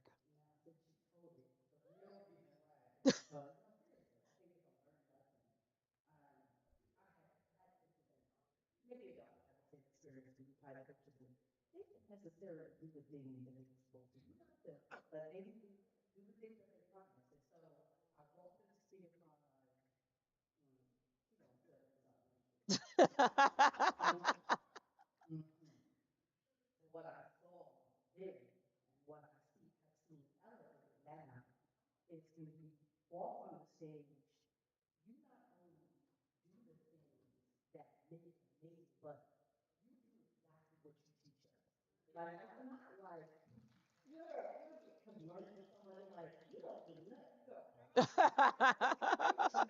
But actually seeing them taught us in that first year of both of ours. So this very day, I see each and every time that you get on that stage. And for me, it just it draws me in every time. I'm like, Lord, I'm gonna be in for 5 years. But I love it. From the experience, from the going behind the wall to the, I've seen Dr. Cheryl get down on one knee, right, to really express her passion and her story. I've seen her run across a stage, right? She's done all the things. I've seen her pitch so higher. I've seen her tell me it's over. I've seen all of the things that she teaches us in these programs, and I am forever grateful because you practice what you preach. Thank you. Now, y'all know we got to get some training in at some point. I didn't know we were going to have this many people standing up to talk, y'all. I love y'all. So, okay, so we're going to cut it off at there, and we just, if you can give like maybe a 30-second. I love all the praise and all, I love all that. But really, you're supposed to be just mention what are you seeing, which all of y'all are, but let's just cut it to 30 seconds because I got to teach y'all something because then y'all go back home and put on Twitter. I went to that conference, that SpeakerCon thing, and she ain't teach nothing. She just sat there and let people give her all these accolades. So I want to make sure we get through some content. So, sis, and then we'll cut it off at Savetta. Yes. I'm Kimberly, and I came all the way from Canada. Give it up for Canada. Wait. And who came with you? Stand up, husband. Husband. Stand up, husband. Stand up. We want you to stand up. Give it up for husband. Hey. My daughter. Stand up, daughter. Give it up for daughter. Welcome from Canada. Canada. Do y'all really talk like that? Sometimes. Okay, go ahead.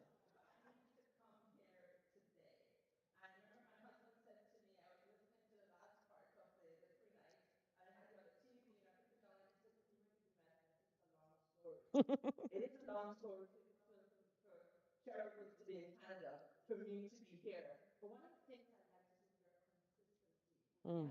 first heard your message, you hit me right here.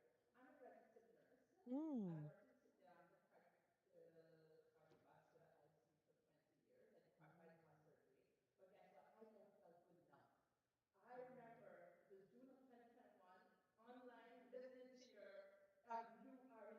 Oh. Yes, and you know what? I had my sister in England listening. I had my Wow. grandmother listening. Wow. And we were all zeroed in. I have your words and all the people who were speaking in my journal. To go Wow. back to them. And so thank you for being who you are and for really exuding all that you do. Wow. Thank you. Welcome. And that was 2021. And is this your first event? Patience. You cannot always dictate the impact that you've made on an immediate return. This is 2 years later, and she's here, still holding on to something she wrote in her journal book 2 years ago. You are making a difference when you choose to share your voice. And you may not always, the people may not always tell you in that moment. They might not come to the event that year. But if you plant the right seeds and you plant so many seeds that you lose count, the harvest will come in. Most of us don't have patience with our own dream. So have patience. Thank you so much. And welcome from Canada. Hey, Marion.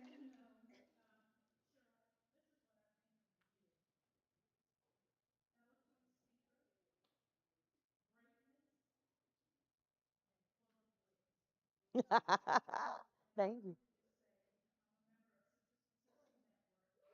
Peggy! My Peggy.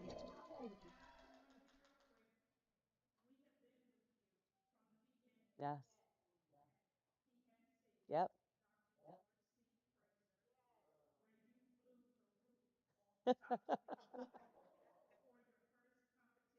Yep. Yep.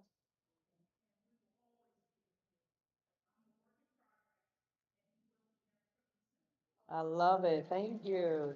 It's been a journey, y'all. It's been a journey for real. That was back in 2011. I went to the Power Networking Conference in Atlanta, Georgia. So nervous. I hadn't even been speaking for 6 months, but I knew it was what I was born to do. Like once you know, you know. And you can't ignore it. You can't like you don't know. You can choose to try to run from it or hide from it, and it's always going to keep tapping you on the shoulder. Like, hey, I'm still here waiting on you. But I went to the conference. I was broke. I was so broke that I only had enough money to get the ticket to the conference and the flight. And I was praying, like, God, please let them feed us at this conference. Because the ticket was a nice price point. And I was like, oh my God, I hope this come with food because I ain't got no more money. Like, this is it. But I respected Peggy so much and her wisdom and who she is as a person that I knew if she said I needed to be there, I needed to be there. And then once I got there, I found out they were having a competition. There were going to be 10 people competing for the elevator pitch competition. I was so nervous, brand new, so nervous. And the girl who had won the previous year, this is what I found out when I was there. The girl who won the previous year had trained one of the girls who was going to be it that year. So in my mind, I was like, girl, you wasting your time. That's what I was thinking. You wasting your time. And I didn't know anything about stats, figures, facts, and data. I wasn't even that far in yet. I was like, And when the girl got on there and people start spilling data, and because it's like $70 billion in this industry, I was like, oh shoot, I might as well go on home. I ain't had none of that. But that's why Maya Angelou says, people will forget what you said, and they will forget what you did, but they will never forget what? How you made them feel. I crushed those stats. I didn't have no stats. I didn't have stats. But what I had was a fire in my belly. What I had was passion that was undeniable. What I knew how to do was to connect with an audience. And I walked away as the winner of that competition. Yeah. So don't ever underestimate or devalue the impact of how you make people feel. Content is important, it's critical, but I'll break down in just a moment the percentage of your communication and what it relates to in terms of words versus how you make people feel. So thank you for sharing that. Thank you for bringing that memory back up. Hi.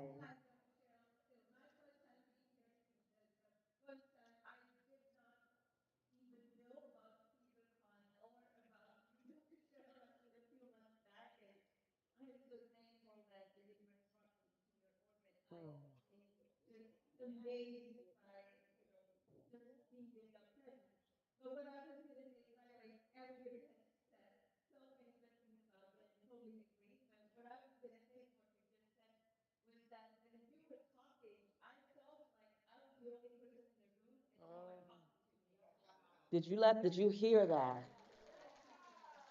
That's so key. So key. Yeah.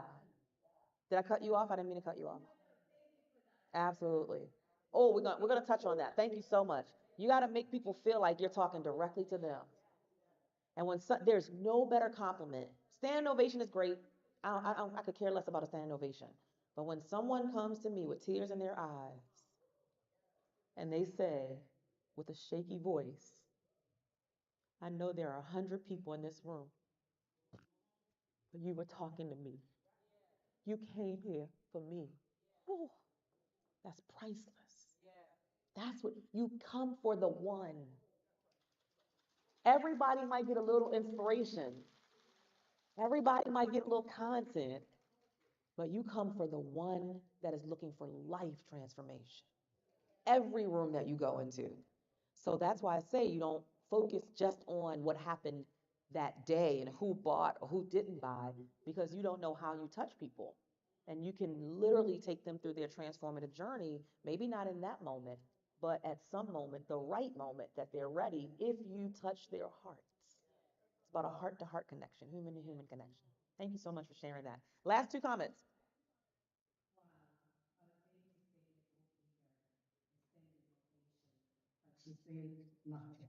The reason I say that, Dr. Cheryl, is that I spent years, not just this one, And today I will modify it and say, I thank you, but you are humanity. Mm. And I am an African girl via Canada and the United States. Yes. So in Africa, as a true Ubuntu principle, you are the epitome of Ubuntu. Mm. You reminded us in this room, and I speak in the collective, what it is to see sisterhood in motion. What it is to see humility, but what it is to love unconditionally, with no frizzles, nothing artificial, but where women can be truly their authentic selves. Mm-hmm. You gave us the permission to be vulnerable. You gave us the permission to be okay and enough.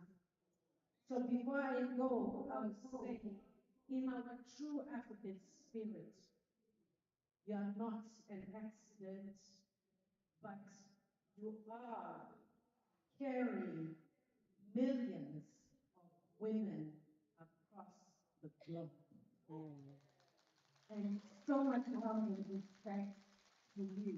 And I would say, Amanda, to all the women, she has said to us, the power is ours. Wow, thank you so much, my sister. Y'all know I got these eyelashes on. Y'all better stop playing. These things be on the floor in a minute, all these tears welling up in my eyes. Last but not least, Savannah.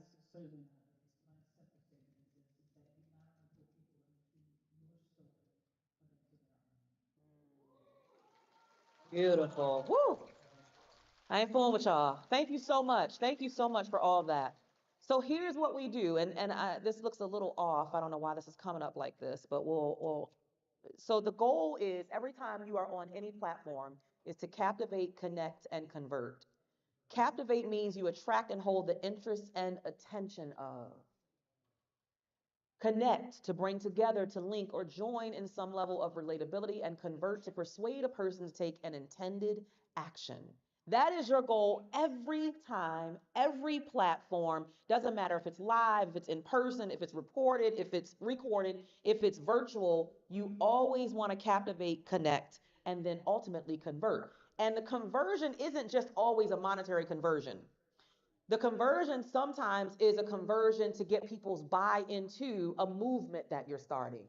Sometimes the conversion is to get people to come into a community that you are growing or launching.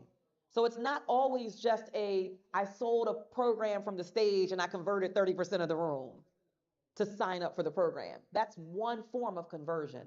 But conversion might be literally getting people to say, it's influence, getting people to say yes to what you are influencing them to do. And then to connect, that's the deepest part. How do you connect? You connect on a human to human spirit. That means show up as the authentic you. I'm the same person on stage, and when I step off, I'm the same person. I'm smiling on stage, I'm smiling off stage. I'm relatable and approachable on stage, and I'm the same off stage. And I say that because we've got to strip ourselves of ego just because you're the keynote speaker. Like, it's too much ego in the industry. I'll give two quick examples because it can crush someone. And your job is to inspire and make people feel more hopeful, not crush their spirit because of your ego. So I'll never forget, I went to two examples. I went to a conference, this was years ago, and there was someone who I had been following, and she was a woman of color, very high level, and I've been following her for years. You don't know who's been following you, who you've been inspiring from afar, who has your books, who's been buying your products. You don't know. So I get to this event and I'm like, oh my God, that's XYZ. I was so excited. So someone that I had also saw there knew her already. I didn't know her. I was just gonna say hello. And I'm very intentional about not being like not fangirling over people because I want to give you your privacy. I don't want to be like, oh my God, right? I typically try not to do that. I don't do that. But anyway, so I recognize the person. I go over, and her and the other person embrace, but I'm standing right next to her. And once after they embrace and they say, I was like, well, you don't know me, but I know you. And I'm like, it's so good to meet you. And in that moment, she was so dismissive of me, as though I was nothing. And I was new, rather new to the speaker industry, but so inspired by the person online, and I got a different version of the person in person. And at the time, I didn't have as thick of skin as I have now. Like, I don't care no more. But then I did care. And I had to sit in it for a moment and just talk myself kind of down, like, okay, you know what, Cheryl? That's her. It was like, oh, well, I gotta go on stage. And literally just dismissive of me as though I wasn't standing there. But let me tell you how God works. I didn't act up. I didn't let the David Swan side of me come out. That's my father. That's the crazy. I just politely stepped away. 2 years later, we meet again. This is God. And this time she knows my name. And not only is she a keynote speaker at the conference, I am a keynote speaker at the conference.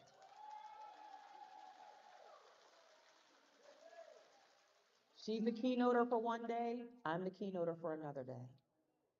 And she comes over to me and literally is like, oh my God, it's so good to see you. You're doing so many amazing things in the world. And I was just upstairs talking to my husband about you and going on and on and on and on and on.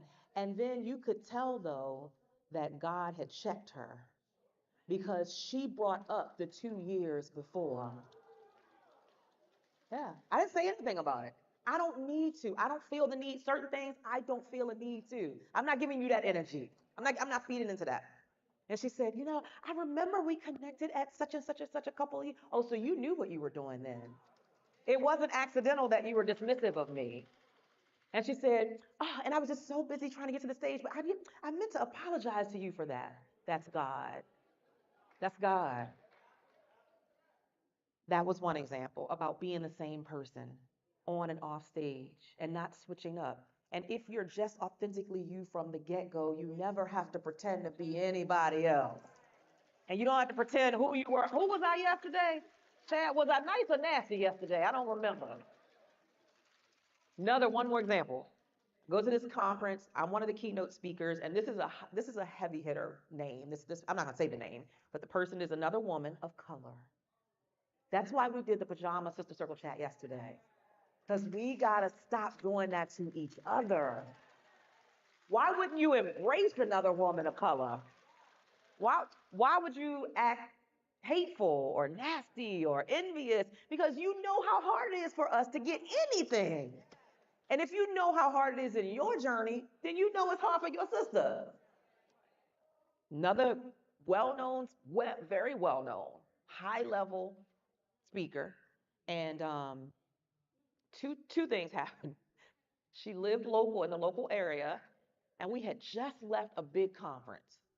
And I was a speaker, and she was a speaker. I didn't expect her to know me, right? Because I didn't have a big name. She had the big name. So I happened to run into her in the grocery store. And I was like, oh my goodness, there's such and such. So I didn't be like, I didn't do that. Just came over and I said her name. And let's just say her name is Cherie. I was like, Cherie. Like, I know this heifer heard me. That's what I was thinking. So I said it again. I was like, hey, Cherie. And the person took the cart and walked faster as if to get away from me. So me being who I am, I'm like, oh, you gonna see me. You gonna speak to me. We was just at the same conference together. So she's like flying through the aisles. I'm like, I ain't never seen you move that fast. So I come behind her away. And anyway, so she's in the freezer department. So I say, hi, Cherie, just using Cherie as a name. Hi, Cherie. I didn't want to bother you. I just wanted to say hello. We were just together. I heard you speak I'm about to say the name. I just heard you speak at XYZ conference, and and I was there as well, and I was one of the speakers, and I just wanted to say it's good to see you again. Have a great day. and I walked away. I didn't want anything but to show you love. I didn't want an autograph. I didn't want to ask you to put me on your stage. I didn't want anything except to love on another woman of color. So don't miss your blessing because your ego's so big that you think you don't have to be kind to people anymore, just in everyday life. And the world will make you think that kindness is a weakness. But be kind to people. It'll take you far. And sometimes I have to check myself and remind myself, you don't have to become what they say you have to be in order to be successful, right? That's the disruption part. That's the disruption part. Because the world will make you feel like, oh, you got to be nasty, you got to be egotistical, you got to run behind the black curtain after you get off the stage. Nobody can get to you. Why? That's not who I am. I don't want to play that game. I want to be authentically me. So just stand in your authenticity and make sure that you're the same person on stage and off stage. That's the real connection with people, is when they're like, oh my God, she was the same. He was the same. There's power in it. And then, of course, the conversion, and we'll talk about that a little bit later. So there are three primary elements of communication, all communication: words, tone, and body language or nonverbal. The words are what you say. Yes, it matters. The tone is how you say it. And then body language is how you show it. Pour all of you into every presentation, every conversation, and sometimes the how you say it is the smile you wear. It might be gestures on a stage, but it's, does your face say that you're happy to be talking to the person? Does your face say, I'm happy to be on the stage, on the platform, I'm excited, I'm energized? And your energy doesn't have to be my energy, but are you given a level 10 energy? That's all you have to ask yourself. Is this my level 10 energy? Or did I go into that space with a level 7 energy? Because I was tired, or I had just got off a flight, or I was, and we create all these excuses about why we didn't show up as the best version of ourselves for any particular opportunity. I don't care how much time you get to be in someone's space. If you are there, especially as an expert or authority, make it count. Give them the best experience they've ever had. So if they never meet you again, they have something memorable to reflect on. I'll never forget, there was a singer that I wanted to see for years. Amazing singer, no longer with us. But I'd waited years to see her, finally got tickets to see her, get to the concert up in Baltimore at Pier 1. And the singer is 2 hours late for the performance. And when she finally gets to the performance, she is inebriated. And it's very visible to everyone. And I just remember being so disappointed. Like, man, this is what I waited all these years for. Man, imagine if you make people feel that way. They've waited. Imagine if they came all the way from Canada. I don't know why I keep saying it like that. From Canada, and had less of an experience than what I had created online, or a different experience. I can't convert her into anything. I can't convert her into a customer or anything else, or even a partner or anything that I might want, because the experience did not meet the expectation that I created. The batteries might be dead. Yep. The experience is different from the expectation that I created when she experienced me online. So everything has to match. It can't be a different experience. So what do you guys think? Some of you already know. I don't want to hear from you who know. What do you think? Let's break this down into 100%. So of 100%, what do you think is your communication in terms of your words? What's the impact of the words that you share? Write it on your paper. Give a percentage. Thank you so much, Donald. Give that to him. What do you think? We're breaking it down in terms of 100%. What percentage do you think is the words that you say? And can somebody tell me a actual time? 3:50. And what time am I supposed to break? No, 5. Okay. He said 4. I'm ready to go. That's the photographer. Y'all give it up for the photographer. He tired.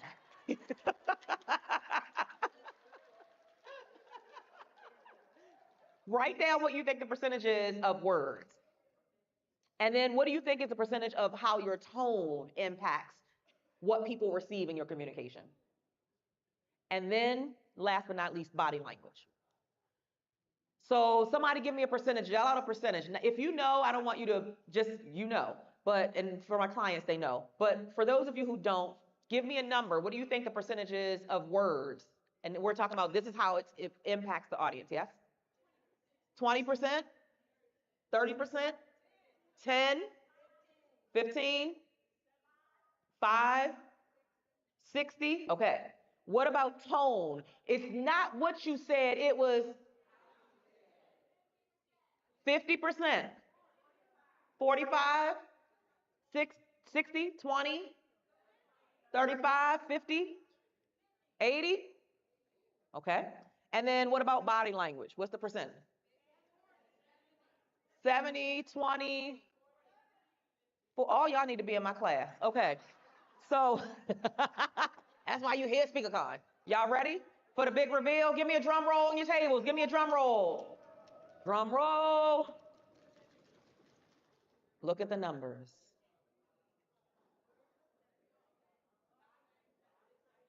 This is not something Dr. Cheryl made up. 7% is what you say. Only 7%. It goes back to the quote, people will forget what you said. You're going to be at SpeakerCon for 4 days. Do you think you're going to remember everything I said? Absolutely not. You might love it in the moment, but you're going to forget half of it. Why? Because life is still happening. Some of y'all thinking, oh, I got to go home and cook dinner tonight.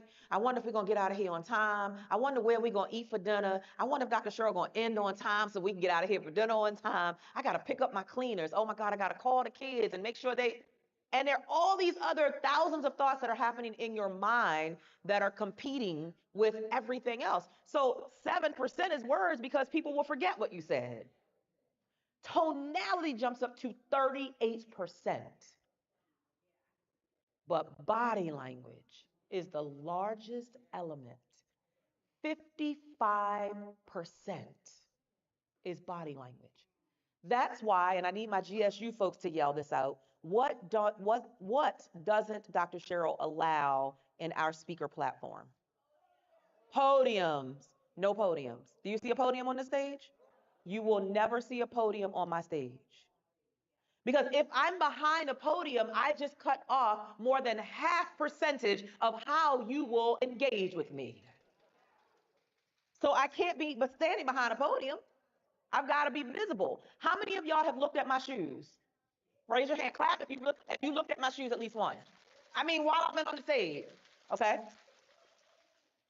Clap if you've looked at my shoes at least twice while I've been on the stage. Okay? Clap if you checked out my outfit more than 3 times since I've been up here on stage. You saw the shoes the first time. You saw it this morning. You saw the dress this morning. But that's human connection, is that you're eyeballing me the entire time I'm presenting. It just is human nature. And so you don't want to block off the biggest percentage of your connection with an audience by standing behind a podium. And can I just say this? Let's just be honest. A podium is really just you playing it safe.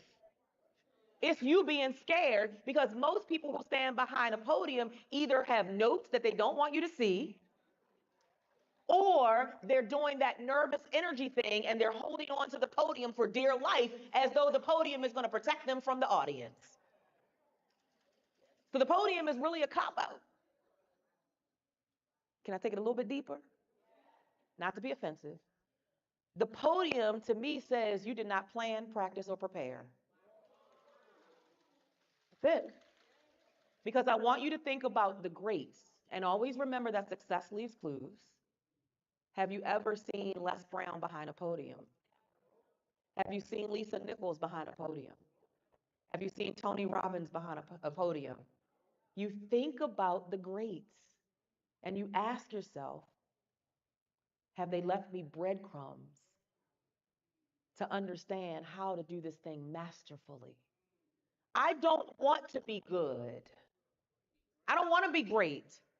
I want to be amazing. I want to be memorable. I want to be unforgettable. Or as I say to my community, I don't want to dabble. I want to dominate in my lane of brilliance. And that means I have to pay attention to the things that would cut me off from domination. If I'm standing behind a podium, I'm not dominating in communication. Okay? So just be aware of that and ask yourself, how can I get better? So maybe for you, it's the tonality. And someone give me some examples of tonality. What can a tone can be what? What type of, give me some adjectives or, yes? Authoritative, assertive, sarcastic, humorous. You can rude, you can have a rude, right? Welcoming, invite. You can have a whole variety of tones throughout your presentation. Someone mentioned this earlier when we were talking and saying, oh, I love, it's called vocal variety. And the fact that I don't give you one tone the entire time.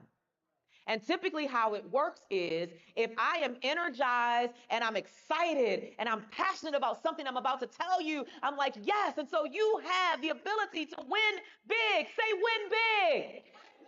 What's happening with my volume, first of all? And my tonality is accompanying that volume.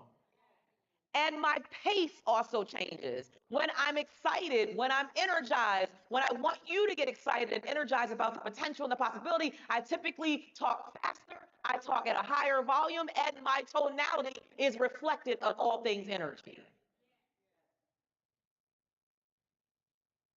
But at the same time, if I need you to lean in and hear me, if I need you to understand that this is not a game, that your legacy depends on you taking action. If I need you to understand that 3 years ago I lost my 20-year-old nephew who no longer gets an opportunity to wake up and create legacy, and that today could be the last day that you take breath, or tomorrow, or the day after, then I need to bring my volume down. I need to slow my pace down. That my tone needs to be fully reflective of the empathy that I have for those of you who want to play bigger, the compassion that I have for knowing that you know you belong on stage, but something's been holding you back. Y'all see the difference? And you have to be able to go in and out of that. And it's your job to always control the environment and the temperature of the room. That means you have to be fully aware, not just of what you want to say on stage. Speakers get caught up in what they want to say instead of what the audience needs to hear and what they need to experience. So if I'm looking around the room and a part of my nonverbal is eye contact, I'm looking at you. I can see you. I can see if you look sleepy. I can see if you look uninterested. And I can shift based on what I feel the energy of the room is. So right now, I want everybody to stand up on your feet. Come on, everybody, stand up, everybody stand up. And I want you to find 3 people, high five them, and say, your voice matters, and then come back to your seat. 3 people. You must high five 3 people and tell them your voice matters. Your voice matters. Your voice matters. Find 3 people.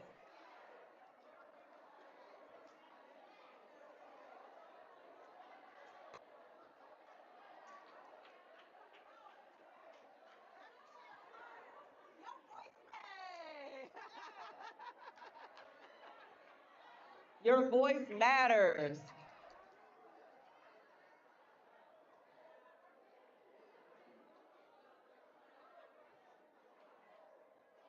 Food? Food? No. Okay, what did I just do? Wait, everybody like, I'm like, what? What did I just do, everybody? I woke the room up because y'all was looking a little sleepy, right? And I feel like it's a little warm in here. Are y'all warm?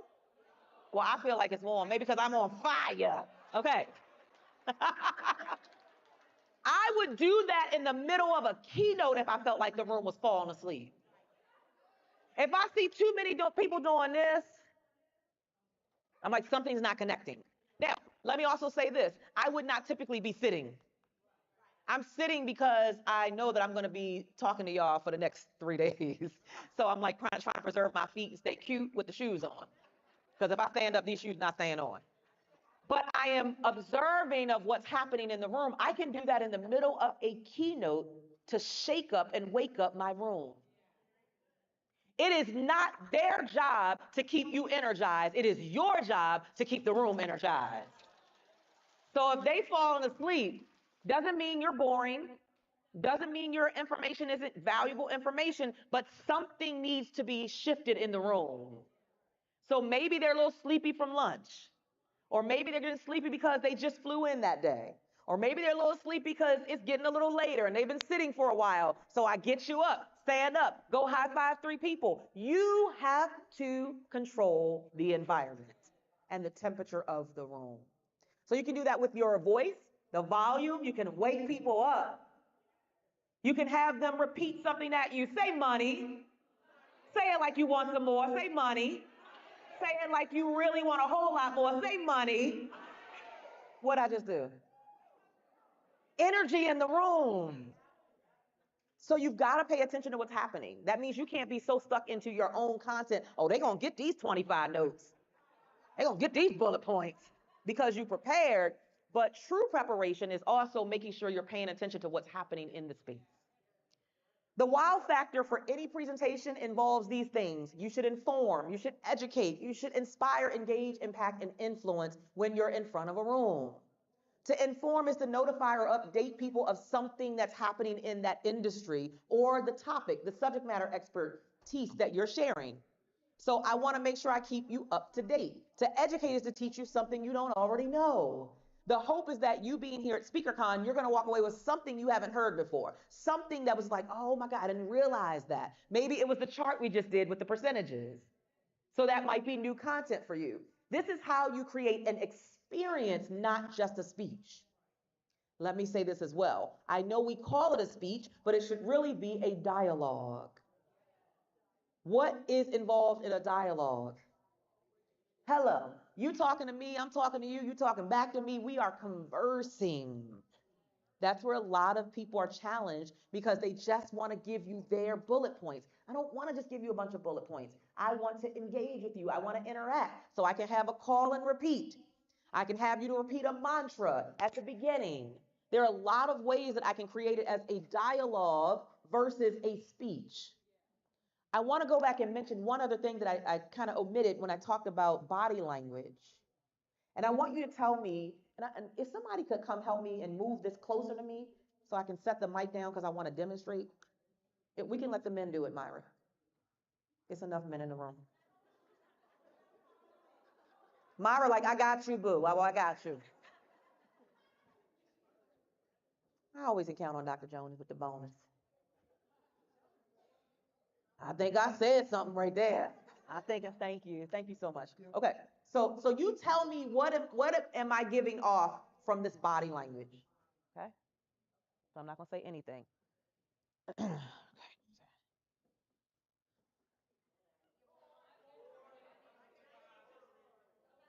Say it loud. What are you getting? Okay. Okay, here's the next one.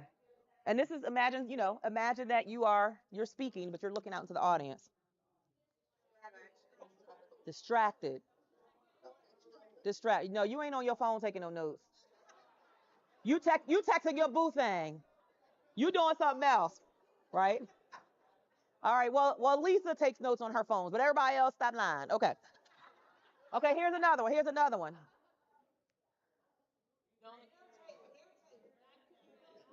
Huh? Not convinced? I can do this to my husband, and what it mean?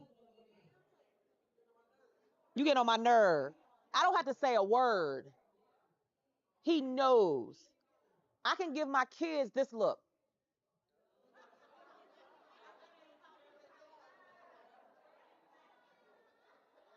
Like, yeah, try me, okay? Try me. What does this say?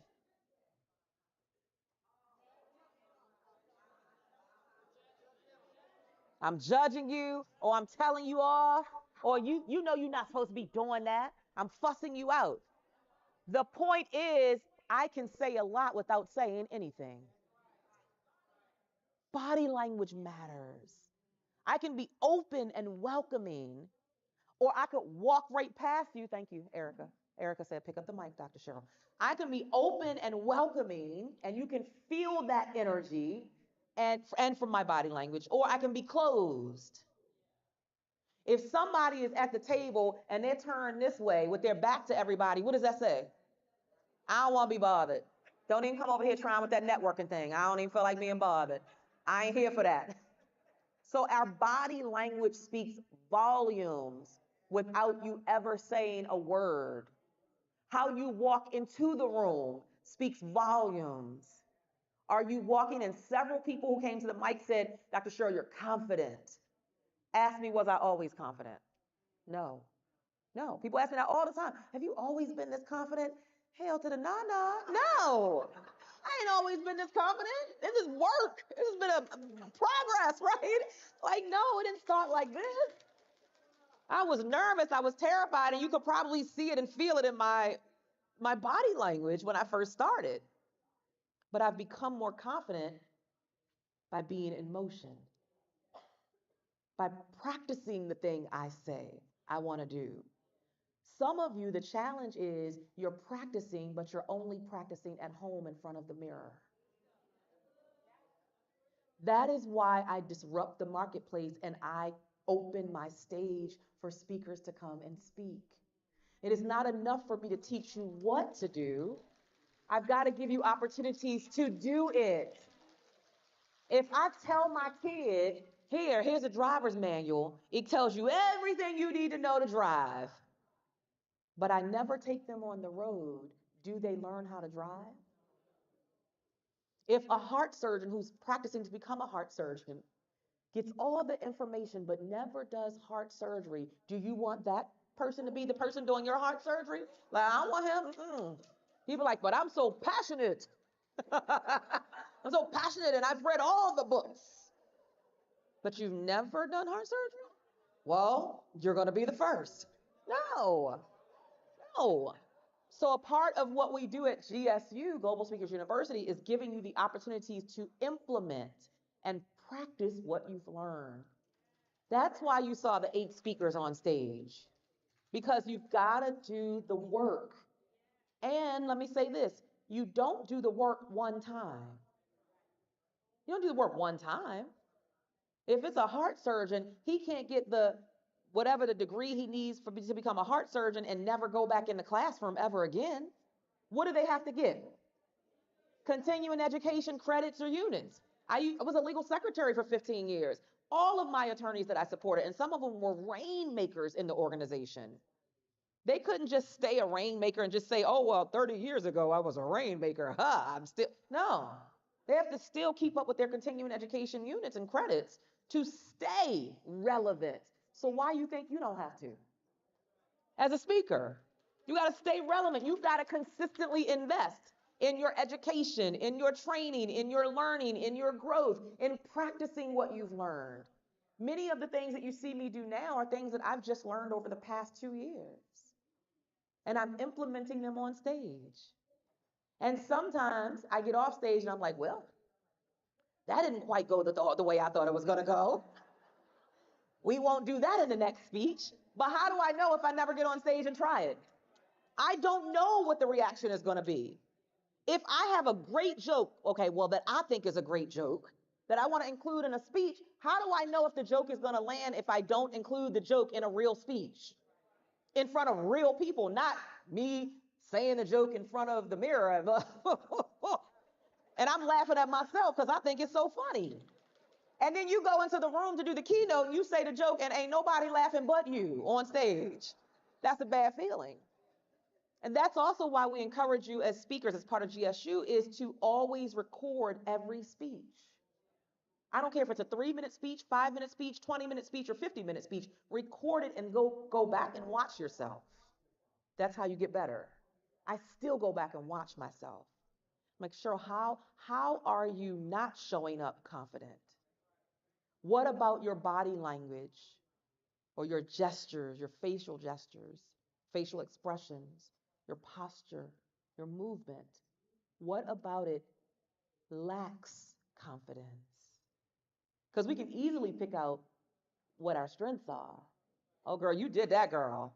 And don't fall into the noise of people telling you how amazing you are.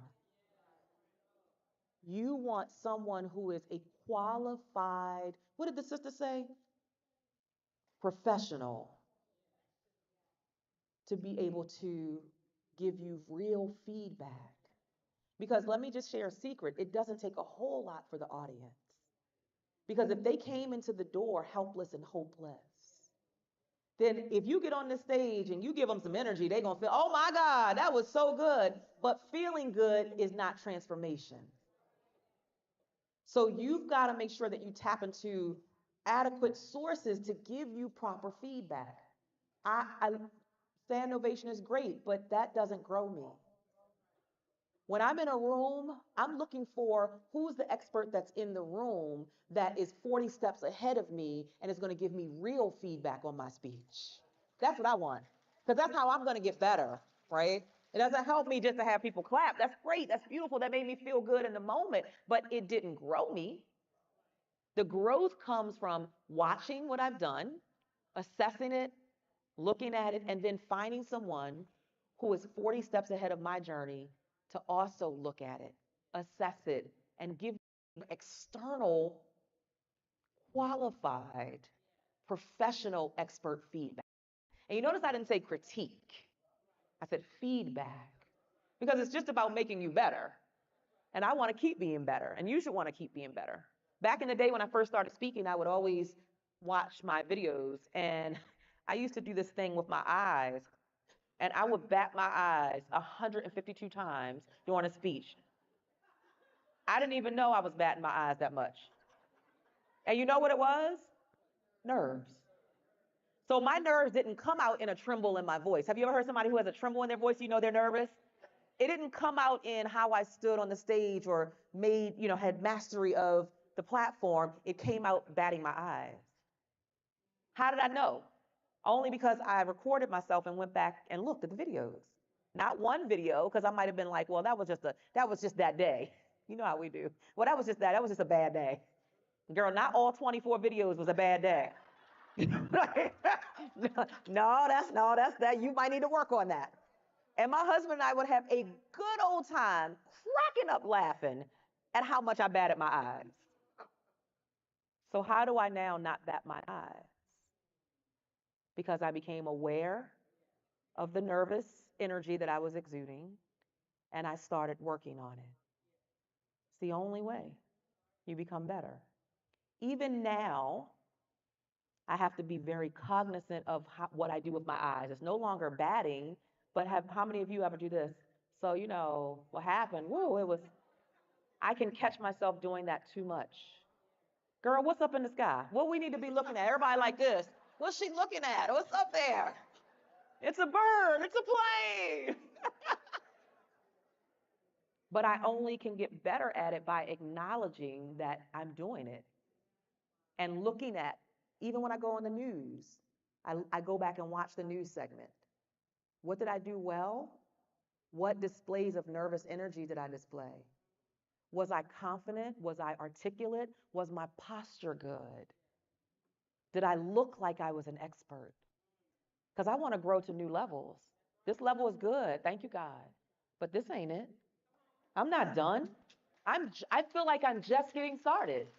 You should feel like you're just getting started. You should want some more. And the more, let me be clear, the more isn't just for you. The more is I want more people's lives to change.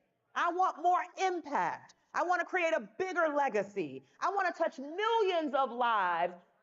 Of the 7.8 billion, I want to touch millions. Have I touched millions yet? No. Then I got work to do. Then I got to wake up with the same energy today as I had yesterday, and tomorrow, and the next day, and the next day, and the next day. And every single one of us owes that not just to yourself, to the people praying that you will show up. Make your life bigger than you, and you will never be forgotten. But you've got to make your life bigger than you. So just be aware of some of the things that you might be doing by watching yourself. Inspire people, make them feel like it's possible. Engage with them. We've talked about that for the past 30, 40 minutes. Impact, leave a lasting impression. The lasting impression comes from you being you instead of a carbon copy of another speaker. And sometimes, and this is one thing that I feel blessed about, even though I follow people like Les and Lisa, I didn't oversaturate myself with watching their stuff. Because just by human nature, sometimes we regurgitate what we've heard. You know, have you ever been around somebody so much and you start saying what they saying? You like, girl, y'all sound just alike because y'all been around each other for a long time. And so we can do that even in our speaker industry. We can start sounding like someone else. And what happens, the challenge is that when you don't find your own unique, authentic voice, is other people will start to create a buzz about that. One of my goals was I didn't want to be referred to as little Lisa Nichols. No disrespect. Love her. She's my coach, one of my coaches. But Lisa Nichols is already taken. I'm Dr. Cheryl Wood, right? And I get to make my own impact and my own mark, and it is good enough. And sometimes the reason we're trying to imitate another speaker is because we're not standing in the I'm good enough zone yet.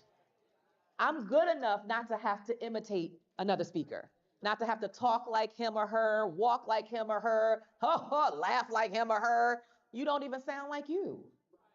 So just be clear and really stand in walking in who you are authentically as a presenter and a speaker. Find your zone and give 100% in that zone instead of trying to be someone else. And then, of course, influence is to move people to action. Is that timer in the back timing me to 5? Okay, so I'm going to try to wrap this up. Captivate. 3 things you want to be: confident, competent, and credible. Confident, competent, and credible. Confident is what you experience when I'm on stage, but it's taken me a long time to get to this place, and I've become very intentional about showing up confident, like we were talking earlier, not just humble. When I was only playing in humility mode, I was less confident. But once I added power into that, I became confident. Then competent, meaning if you're going to teach something, teach what you know. Please stop teaching. Can I just say, can I be honest for a minute? Can I be transparent? Please stop taking a 3-day class, and now all of a sudden you are teaching what you just took in the 3-day class. You didn't even give yourself time to master it, but you're teaching someone else it. That is a lack, from my perspective, of integrity. You don't master something in 3 days. You put yourself on a path of mastery and you learn it. And all of us should be teaching people from a space of mastery. It took me years to create Global Speakers University. I've been in the industry for 13 years. I just launched Global Speakers University last year. I had some other smaller programs a few years before that in 2019, but I wasn't teaching speaking for a while. Not because I wasn't a speaker, but I didn't feel equipped to teach people speaking because mastery, what do they say, takes how many hours? 10,000 hours to mastery. I had not invested 10,000 hours into practicing my craft. So why did I think that I should be out teaching someone what I hadn't even learned yet? Secondly, I wanted to experience the full scope of speaking. I wanted to know what it was like to go from a broke speaker to a 7-figure earning speaker. Because I need to know both ends before I can really be able to connect with you, teach you, and say, I understand. where you are. So I know what it's like to go and speak for free. I know what it's like to go in with passion and energy and excitement, and they tell you that there are going to be 100 people in the room, and you show up and there are two. And inside, your heart is broken because you prepared. You printed out 100 flyers. You prepared and planned and practiced that speech. You timed the speech, and now you are at the front of the room in front of 2 people instead of 100 people. I know what it's like to go to a speaking engagement and to be expecting a check and get on site, and the person says, "We're sorry, we can't pay you because we didn't sell the tickets we thought we were going to sell." And because I didn't have processes in place, because I didn't know the skills of negotiation, because I didn't know the business side of speaking, I came back home broke the same way I went to the event. But everybody in the room was full. There is no worse feeling than going in and you filled everybody's cup except your own. And the only thing that was getting fatter was my waistline, not my bank account. Because everybody wanted to feed me. "Oh, we'll feed you lunch, girl. I don't want no lunch. I want a check." Because when I go back home, my husband like, "Oh, yay, hey," and I'm like, "Oh, no." And then I got to listen to him fuss for 20 minutes about, "You got to stop doing it." And I got to listen to that for 20 minutes. Because he thinks I'm more savvy as a businesswoman than I was at the time. And he expected, just like I expected, that when I walked out of the door and I told my husband and my kids, "You're not my priority right now. These people at this event are my priority," that I would come back and add value to my household the same way I had filled everybody's cup at that event. It is that deep. And then we wonder why our marriages are falling apart. Because you ain't doing your part. So you're going to everybody's everything, speaking, not coming back home with a check. And your spouse is just like, "What are you doing? You're not contributing to the finances of this household. You're gone all the time. You ain't cooking dinner no more." Okay, let me stop talking about that because I don't be cooking. But now I come home with a check. And my husband don't mind ordering Uber Eats. But when I wasn't coming home with a check, when I was adding no value, when I was leaving my kids to go to an event that didn't add value back to me, and it wasn't a win-win, I had to stop and really check myself. And it's not that it's only about money, but it is about money. You have permission. I'm going to free somebody. I'm going to be like Harriet Tubman right now. You have permission to impact millions and make millions. It is not an either or scenario. You get to do both. But you've got to be in expectation that I expect. Because if you go to a job 40 hours a week, you expect a what? Paycheck, direct deposit, something is going to be in the bank account. It's no different in this business. There's an expectation that there's a win-win. I'm coming to add value, bring value, and there is an exchange that happens. There's going to be some monetary exchange. It's not just going to be an exchange of feeling good. I heard a speaker say this recently and I loved it. The speaker said, "I can't go into my favorite restaurant or the XYZ store, the Coach store, the whatever store is, and I get to the register and they say, 'How you paying? You want to pay today with a hug? You want to pay today with a smile?' No, they say, what are you paying with, MasterCard, Visa, or American Express?" That means you got to be putting something into the bank account. So we have to be more savvy in our speaker businesses. That's another thing we talk about at great length. Because it's not that the organization has to write you the check, but somebody got to write me a check.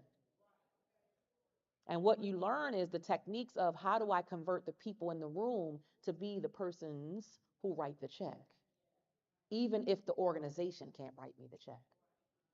But somebody got to come home with a check. So it's important that you show up confident, competent, and credible. Credible meaning I know that what I'm sharing with you works. How do I know that it works? I know it works because it's worked for me. But it hasn't just worked for me, it's worked for all of these branches that extend from me. Who are your branches? You are the tree. You are firmly rooted in the knowledge and the expertise. But who have you taught? Who extends as a branch from you, and they're soaring and they're thriving and they're more confident and more whatever the thing is, the dot, dot, dot that you provide because of their teaching with you, their tutelage under you. What is the system that you've taught them? The methodologies that you've taught them, the framework, the formulas.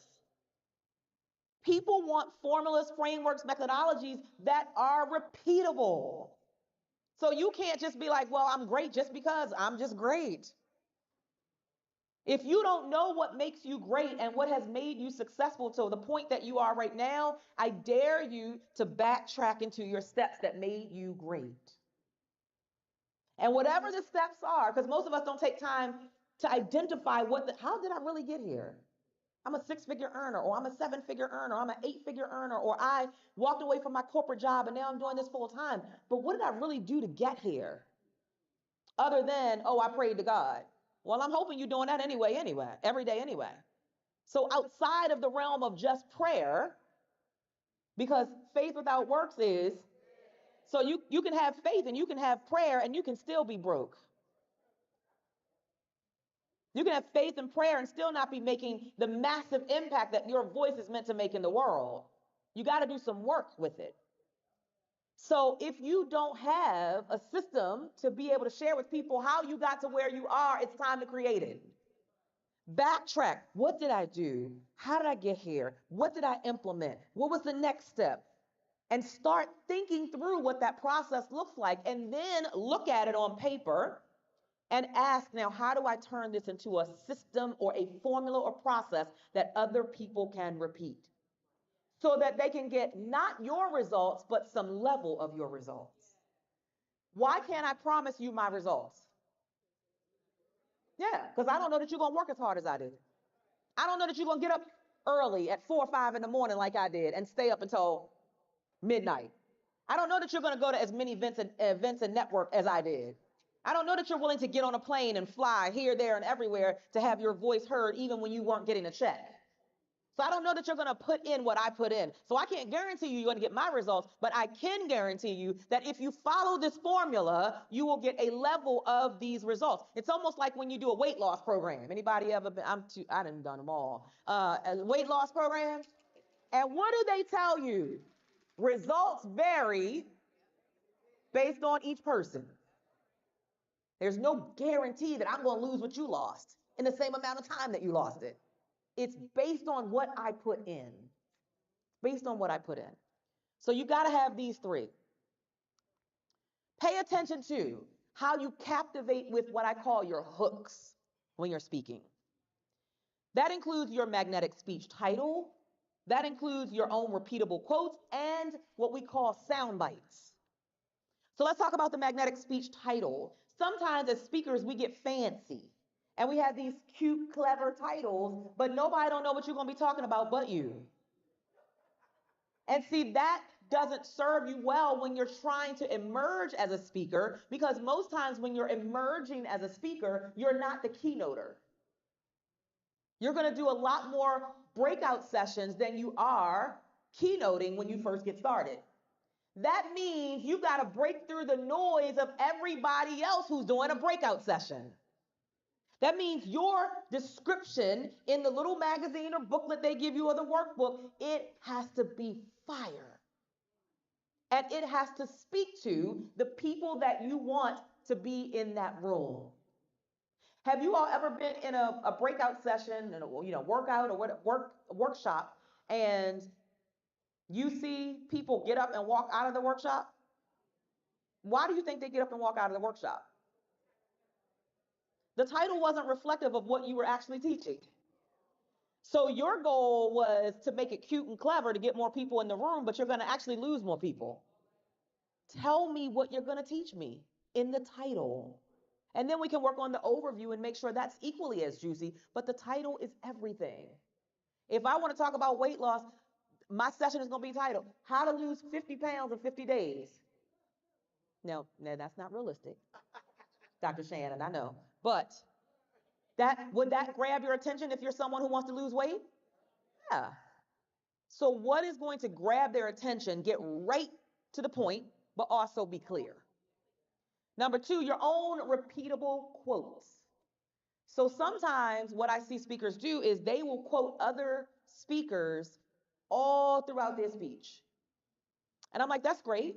That's great that you know those quotes. That's great that you've committed them to memory. It's great that you can connect a powerful quote to a point that you're making, but they already created their legacy. How are you creating yours? See, I want people on other stages quoting me when I'm not even in the room. I want people saying, as Dr. Sherrill always say, your story is about you, but it ain't for you. That's my repeatable quote. Or someone may be on stage and they may be saying, as Dr. Sherrill says, visibility will always trump ability. Visibility will get your foot in the door, and then ability will keep it there. What are your repeatable quotes that will be shared on stages all across the world, even when you are no longer physically here? Sorry. And then last, the quick, juicy sound bites would be things that, remember Oprah would always say, that's a tweetable. Think about sound bites as a tweetable. Something quick, but juicy. Few words that people can easily jot down. They can post on social media. They can keep repeating it and be like, oh my God, that was my favorite thought of the day. So let me give you some examples. Magnetic titles. Dancing with Disruption, the Rhythm of Resilience. Isn't that good? What are we going to talk about in this session? Resilience. Number two, the power of pause, finding strength in stillness. What do you think we're going to talk about?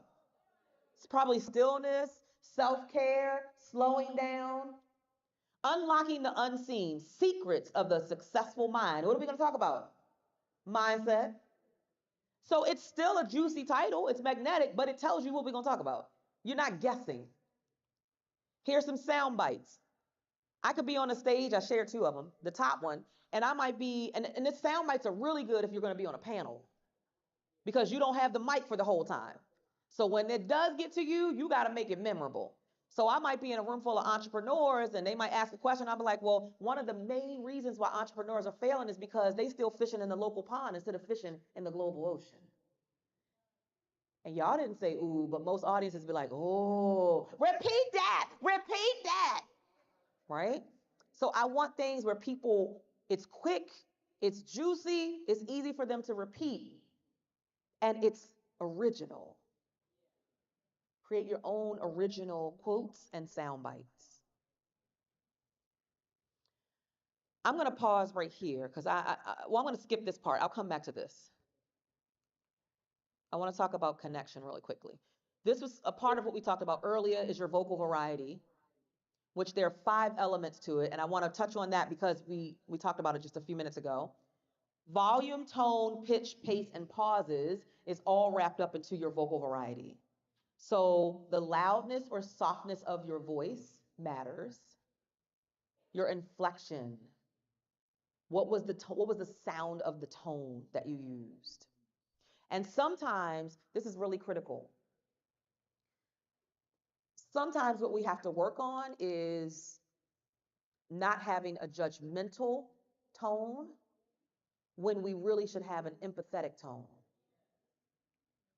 Sometimes our volume, it's so loud that it sounds like we're yelling at people. That can become overwhelming for the audience. Because if you are on stage for 45 minutes and you're yelling at me for 45 minutes, and this is what it sounds like when y'all loud, loud, loud, and you're like, yeah, so y'all need to stop doing that. And some of y'all keep, how do you feel? I'm like, good God, right? Be really conscious of that. There was an Emmy Award-winning news anchor who used to be, I consider her to be a mentor, Caucasian lady. And I will never forget, and this is what I mean when I say getting wise counsel and guidance from people who are qualified to give it to you. I'll never forget, she heard me speak. She heard me speak a couple times, but she was in the room when I spoke at this event. And in all of her wisdom and kindness, at the end of the speaking engagement, she said, I'd love to chat with you when you, once you're done greeting people. This was early on, real early on. And she pulled me to the side and she said, you are such a powerful speaker, right? She was like,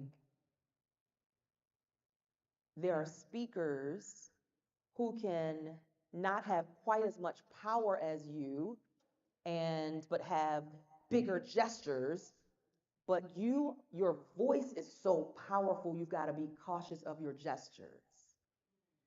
So I was in so you know what? You can't expect anybody to create success for you. And what you got to do is, and I'm doing the finger thing. How dare you sleep on your gift God gave you? How dare you not walk into your greatness? You were destined for more. How does that feel to you? Like I'm talking down to you. I'm telling you what you should be doing, when really that's a great space for an empathetic tone.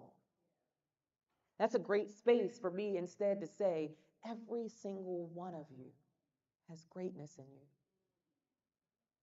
If nobody's told you that recently, I'm here to remind you. You are stronger than you've ever thought you were.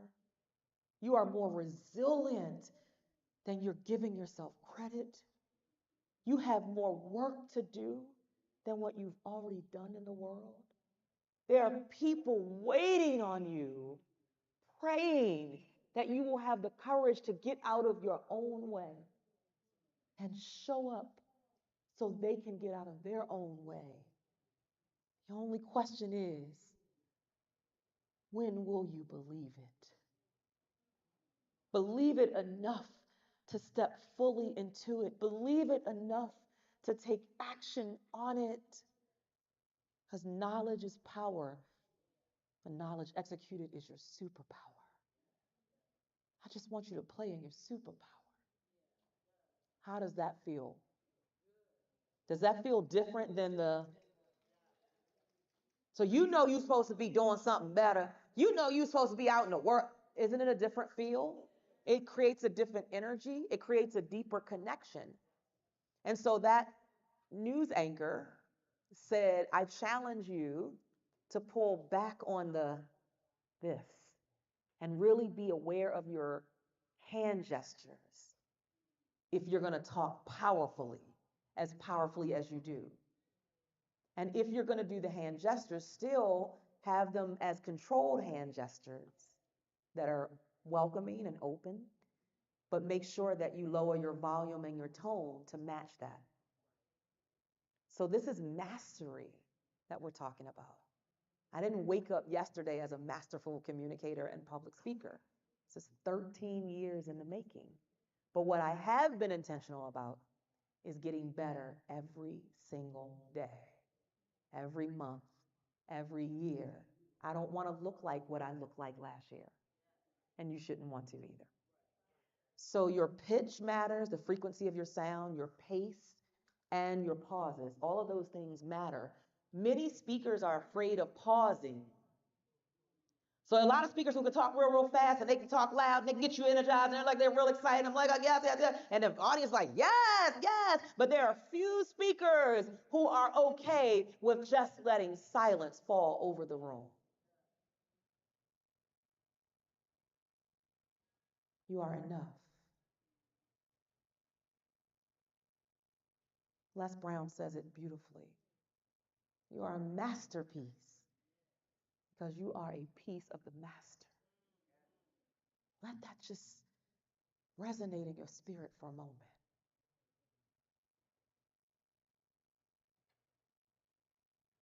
Question is, do you believe it? Of all the things you've pressed through, all the things you've broken through, all the things that were intended to break you, and you are still here, how can you think still that you are not enough?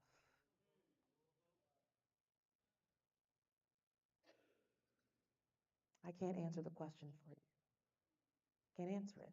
You've got to answer it. Did you see the use of pause? Just let quiet fall over the room. Sometimes we're so in a rush to get to the next point because they're going to get all these bullet points that I put in this PowerPoint instead of letting people just really feel what you just dropped in their spirit. Just mastery, okay? I'll do this as the last slide, your body language, facial expressions, hand gestures, body movements and posture, eye contact, space, and touch.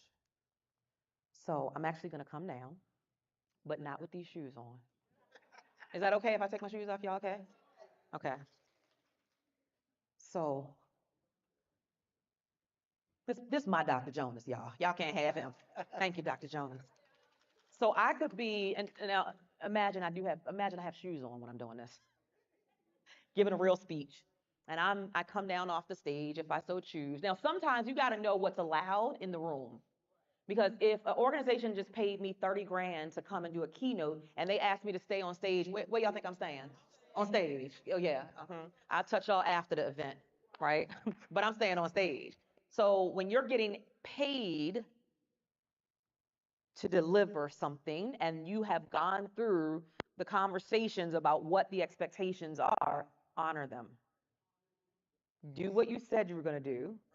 Don't go out of the boundaries because you will never be invited back. Not only will you never be invited back, they're going to talk about you, and they will never refer you. I just did a speaking engagement last Friday for eWomen Network. I've already gotten 5 more invites to speak from what I did at eWomen Network. But it's because I honored the rules of engagement. Let's call it the rules of engagement. But I want to point to touch. And you have to make sure that you feel comfortable with this. I'm comfortable with it. So sometimes in a speech, I talk a lot about your fingerprint. And so I might say, every single person in this room, you have a fingerprint. Nobody else has your fingerprint, which means nobody can do your assignment. I have a twin sister. Y'all, there's 2 of me. 2. Thick as thieves. But even my sister and I don't have the same fingerprint as twins, and we were in the womb together. That means she can't do my assignment, and I can't do hers. We have a unique fingerprint. I want you to hold up your pointer finger right now. And I just want you to kind of rock it back and forth like you're being fingerprinted. Now, I'm hoping none of y'all been fingerprinted because you was in jail. But even if you were, we ain't judging you. Welcome back. We're happy to have you here. But I'm thinking maybe you were fingerprinted because you was going out the country or something else like that, right? What did I just do right there? Humor. Interject humor. Especially when you're talking about something serious, a serious topic, right? Humor is good for the soul. Okay, so put your fingers back up. So I have them still with their fingers up. And I'm like, that's your fingerprint. And what I know, and you know, is that if you go to be fingerprinted, nobody else can show up and pretend to be you. They can't pretend that they're going to fingerprint, but you're going to give them your name, somebody else's name. It's only yours. Put your fingers down. Every time you share your story, the story that no one else has but you, they might have a similar story, but no one has your experience. Every time you make a decision that you will be courageous enough and vulnerable enough to share your story, this is what you do. Have you ever watched a crime show and they dust for fingerprints? And sometimes it's been 6 months and they come back in dust for fingerprints that they think they missed. The fingerprint is still there. Every time you choose, give me your arm, sis, to share your story, you are leaving your fingerprint on somebody that needed it. And even if they don't see you for 2 years, they have not forgotten. They can recall to mind how you made them feel, how you inspired them. And in divine timing, not your timing, they will show up in your space. Hold your arm out, sis. Ready for their transformation. So I dare you. I dare you to be bold enough to stop running in shame from your own truth. I dare you to find the power in all the stuff that you thought was going to break you. I dare you to be bold enough to unveil all the messy parts of you. To let people see the hurt part of you that you've grown beyond. The parts of you that you wish sometimes you could just erase, but you know it's not meant to be erased because then you can't help nobody else. Yeah. Your story is where your power is. Dare you. Hold the finger up again. Dare you to tell your story, to own it in all of your power. And don't you ever let anybody, including you, shame you out of telling your story. Touch the person next to you. During lunch, you're gonna tell your story to the person next to you. This is just me pretending. Because we already had lunch. During lunch, right? What am I doing with doing lunch? You're gonna tell this person next to you your story, huh? Yes, and the call to action. Because I don't want them to just hear me speak on stage and forget. So if I give them something to do when they leave the room, they will not forget me. There could have been 25 other speakers. Who they gonna remember? Well, Dr. Cheryl said we had homework. Did y'all do y'all homework? Oh, I'm giving you homework. You call it homework, I call it call to action. Either way, you ain't gonna forget me. Touch. You get to decide how you incorporate touch. And did you see how I made my way through the room? And again, you have to be aware of whether or not the room is set up for that, the space is set up for that, if the organizers will allow that. I was the keynote speaker for Blacks in Government 2 years in a row. The first year I came as their opening keynoter, they brought me back the very next year as their closing keynote speaker. And I had to stay on the stage because they have, and I always struggle with this word, is it called a dais? It was a dais. And a dais is when there's a podium.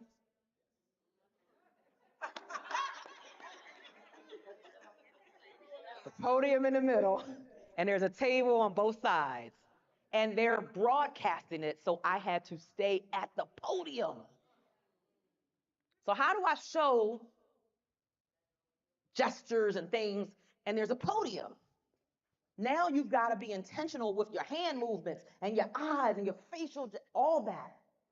So if I have a podium, imagine this is the podium, right? You can't see me. I mean, y'all can see a part of me, but if this is the podium, this is what you're getting. That means I got to be very intentional with my hand gestures. And so every single one of you, all of you, you deserve greater than what you're currently experiencing. You've got to know that you are stronger than, you see that? You've got to own your fingerprint and know that nobody has a and I'm literally stuck here because there's a day is here and the day is here and I'm stuck here. The only thing I have is my gestures, my volume, vocal variety, my facial expressions, humor. I can incorporate humor, pauses, and I can give them something to do in the audience. I can say, I want you to just touch the person next to you and understand that every time you share your story, that's exactly what you're doing, touching the person next to you. Okay? Y'all got it? So that's just, those are examples of each of those things. Is this good? You would be surprised how in-depth mastering communication is and public speaking. People think it's just, you're not just talking. Anybody can talk. You are speaking life into people. You're speaking life to tell them you can have greater on the other side of something you currently have. So if you teach finances, financial literacy, you're saying, hey, you don't have to stay in a space called stuck in your finances. You don't have to stay broke, or you don't have to stay in a space where you're trying to figure out how am I going to get out of this space of living paycheck to paycheck. So you're breathing life into that possibility. Whatever you do, Dr. Karen, because Dr. Karen's right here. Dr. Karen is breathing life into women of color and their possibility to step into the C-suite, even though how many percentage is in the C-suite, Dr. Karen? Less than 4% of women of color are in the C-suite. But Dr. Karen is in the C-suite. So guess what she can do? Teach you how to get in the C-suite if that's your desire. So she's breathing life into their possibility of getting to the C-suite. What are you breathing life into with what you teach? That's your homework assignment for tonight. What are you breathing life into, or who are you breathing life into, and what is the message around that? Are you clear on that, or do you need more clarity on what you're going to come back with tonight? Yes. So if it's, I'm thinking, where's Dr. Constance? I just saw her. So I'm thinking about Dr. Constance, because these are my clients who've worked with me for a while. And I'm thinking, I know she does finances, financial literacy, financial planning, all that stuff. So she's breathing life into the possibilities of people who are either in financial trauma, or they perhaps have not mastered the art of financial management and budgeting. That might not be her core expertise, but I'm just giving you a realm of finances. Or estate planning, financial planning ahead of time before something happens to them. She's breathing life and possibility into that. The possibility that you don't have to be in financial trauma for the rest of your life. Okay? Dr. Karen was the second example. Dr. Karen teaches women of color how to get into the C-suite, how to prepare yourself and equip yourself to make it to the C-suite. So she's breathing life into the possibilities of women of color who say, my goal is to get to the C-suite. She is breathing life into that possibility that they have in their minds.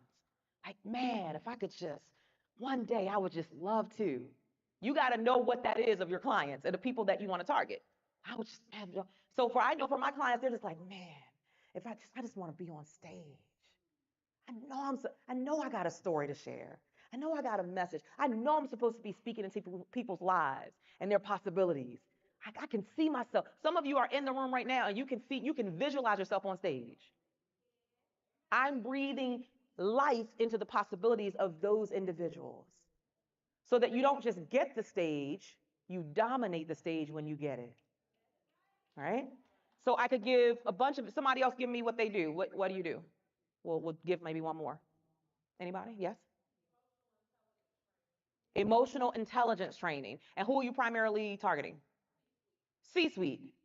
So she's breathing life into executives who are in the C-suite to say, hey, you got all the technical stuff. You know how to do the job, you do the job well, but you are not connecting with your team because you have no emotional intelligence. So instead of being the leader who walks in the room and everybody walks out of the room because there's no connectivity, I can teach you how to develop connectivity with your team. Where they're excited and they're energized when you walk in the room. They're excited and they're energized to see you walk in the room, not they're trying to escape through the nearest exit, right? So every single one of you has that applies. That little formula applies to every person in this room. There's someone that you should be speaking life into, their possibility of something greater than what they have right now. Anybody else want another example? Oh, y'all got it. Yes? You're welcome. Absolutely. Did y'all need any more examples? Are we clear? Okay. In this last 1 minute and 30 seconds, I'm going to go through a new program that we're offering for those who are interested. You can come back to the team and ask questions, get clarity. I think there are a couple of you who have already come to the team, which I love. Yes, Erica? Oh, I'm sorry. Erica's raising her hand because she's like, yep, I'm here, ready for you. So when we come to these events, and I'm giving you information, but I'm also modeling it for you. You understand? Being a student is not just education, it's observation. So pay attention to how we're doing it because you can apply that when you go back to your community and you want to serve them. Number one, whenever I offer anything here at SpeakerCon, I always sit in my chair and I don't rush through my sales offer anymore. I used to rush through the sales offer because I was scared. So I would give all of this great content. I would be on stage for 2 hours, 3 hours giving great content, and then it got to the sale, and I'd be like, all right, so yeah, we got 2 offers, and y'all can come to the back. Okay, we're going to go ahead and wrap up for the day, because I know we over time. No, we're going to go through this form. Why are we going to go through the form? So that's the first thing. Stop rushing through your offers. Give people what they need to know so that they can make an informed decision. This is life transformation that we're talking about. This is you stepping up to the plate for you. You support everybody else. You cheer for everybody else. You tell everybody else, you can do it, you got this, go for your dream, but you keep putting you on the back burner. So we're helping you to create a sense of urgency about stepping up for you.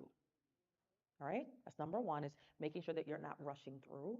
Number two, making sure that you have adequate time. When am I speaking about this? Right before what? A break. So that some of y'all gonna be like, look, I'm hungry, I got to eat, because your stomach is more important to you than your progress and your growth. And I'm not being funny, but that's okay, because is that who you're looking for? No. You want the people who are like, girl, I don't care how long it takes. Tell us about this offer. I'll eat later. Because when something's important to you, aren't you like, girl, I'll do that later. No, I'm doing this right now, right? Am I right? Someone asked me earlier about eating. I was like, I don't worry about no lunch. I don't worry about no lunch right now. I'm trying to make sure my people good. Because that was more important to me than food at the moment. I don't miss many meals. I'm going to be okay. Right? So you want to make sure that you're paying attention and that you do it at a space where you don't have to rush through it because you're going for a break. So even though I'm not going to take a lot of time, it's at a break so you don't have to feel rushed to like, oh, I got to make a decision right now. I'm also offering it now on day what? Why? Because you have time if you need to think about it. Some of you are going to know. You're going to know immediately. You already know. You came here knowing that you were looking for the next. And there are others who are like, well, I got to think about it. I got to talk to my husband or whatever. And we give you the time to be able to do that. So what we've done, this is brand new. So tonight you're going to see us do a GSU graduation. Raise your hand if you're graduating tonight. Make some noise, make a clapper. These are my superstars, my superstar clients. And they've gone through my high level premium program called Center Stage Speakers and Vocalize Master. It's 2 programs. I'll talk to you a little bit more about that tomorrow for those of you who might be interested in that, but we just want serious inquiries only for people who are ready to invest at the higher level. So we're not going to present that from the stage. What I'll likely do is have a private meeting with anybody who wants to talk to me about that. We'll do a small intimate group, but I'll talk to you about that tomorrow. But what we've rolled out this year, I'm so excited about. It's 2 new programs. It's a professional speaker certification program and what we call an authorized associate certification. And in both those programs, you get a certification training with me. And the beautiful thing about that is, first of all, the price point. And you can see it in your workbooks because we've already prepared you for it. You've had a chance to look at it and see some of the things we're going to offer. And I don't think I've ever had these type of deliverables at this level of investment. So the speaker certification program includes 3 days speaker certification training with myself. It's virtual, so you don't have to worry about flying anywhere else, but it's 3 intensive days with me virtually. And we'll take breaks, take lunch break, take dinner break, but this will certify you to speak and say, I am a GSU speaker, okay? Which will open doors for you just by itself. It's also going to include a take the mic speech practice time, because what did I say? I don't want to just educate you. I want to give you time to practice. You're going to get tickets to 2 in-person speaker events, which will be, for the first time ever, GSUers, we're doing a GSU Spring Summit in April. It will only be for GSU members. And then you will get a ticket to SpeakerCon 2024, which is already locked in. That's also in your workbook. We're here at the same hotel. The dates are locked in. We've signed the contract. You will get a complimentary ticket to that. You're going to be listed in our exclusive speakers directory for a full year. This is brand new. We're going to roll out weekly personal and professional development sessions with our GSU certified team leaders. Guess who the certified team leaders will be? GSU alumni. And they have gone through the top tier program. They know everything about GSU. They are our ambassadors. GSU, like, they are everything. And the energy, the camaraderie, and the community you will not find anywhere else. So you will get weekly sessions, and you get to opt in. You don't have to be at every session, but I think it's a total of, I want to say 44 sessions, because we start in January and we go January through October, which leads us right into next year's SpeakerCon. So you'll get 44 opportunities to be on training and development calls with our team leaders. You're also going to get access to monthly speaker goals and accountability sessions with myself. This is not pre-recorded. This is me on the call live with you, helping to hold you accountable. Accountability is everything. You guys, many of you know I released, I don't want to say I lost because I don't want to find it, but I found a little bit of it and I want to get rid of it. I've released about 104 pounds over the past year, a little bit over a year and a half. Feel good. Yeah, I done found about 30 of them pounds back, but the devil is a lie. It got to come back off. But what helped me was I had been trying to do it on my own for a while. And I tried to do the fast way out. Y'all know the pills, the meals, all of that crap, the juicing. I tried everything and just couldn't seem to do it permanently. I would do it for a little while, lose some weight, and come back. It was just like this yo-yo. What I did was I hired a doctor. I hired a physician, a weight loss physician. And he spelled out for me what to eat and what not to eat. And I followed it religiously. But it wasn't even about just following it religiously. You know what made me? It was the accountability that counted. Every Tuesday morning, I had to go weigh in at his office. Every Tuesday. And I couldn't go into the office and get on the scale and be like, yeah, doc, I ate everything I was supposed to eat. I ain't eat no cookies and no cupcakes, and then get on the scale and he'd be like, child, you done gained 3 pounds. They're like, you lying. Because the scale was going to tell the truth. So because I knew I had to be accountable to someone, it literally regulated my commitment. That's what we do. We want to help you regulate your commitment. Now, ultimately, at the end of the day, you got to decide how bad you want it. I had to want the weight off enough to be willing to commit to what I needed to do. But accountability is a big part of people's success in GSU.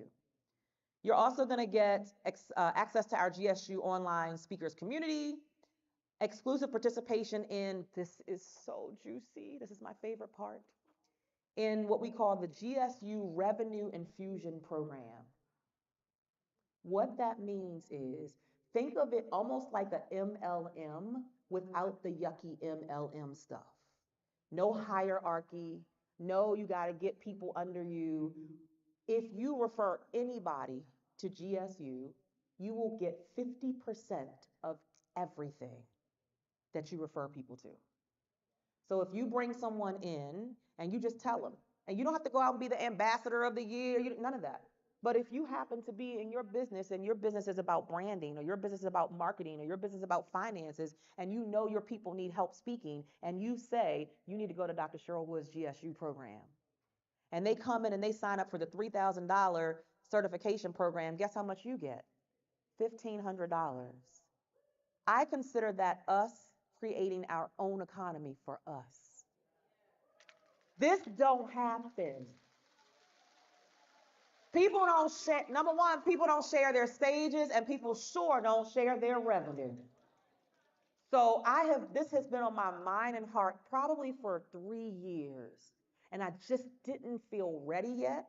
I didn't know how quite to approach it, but I'm a different person 3 years later than I was 3 years ago.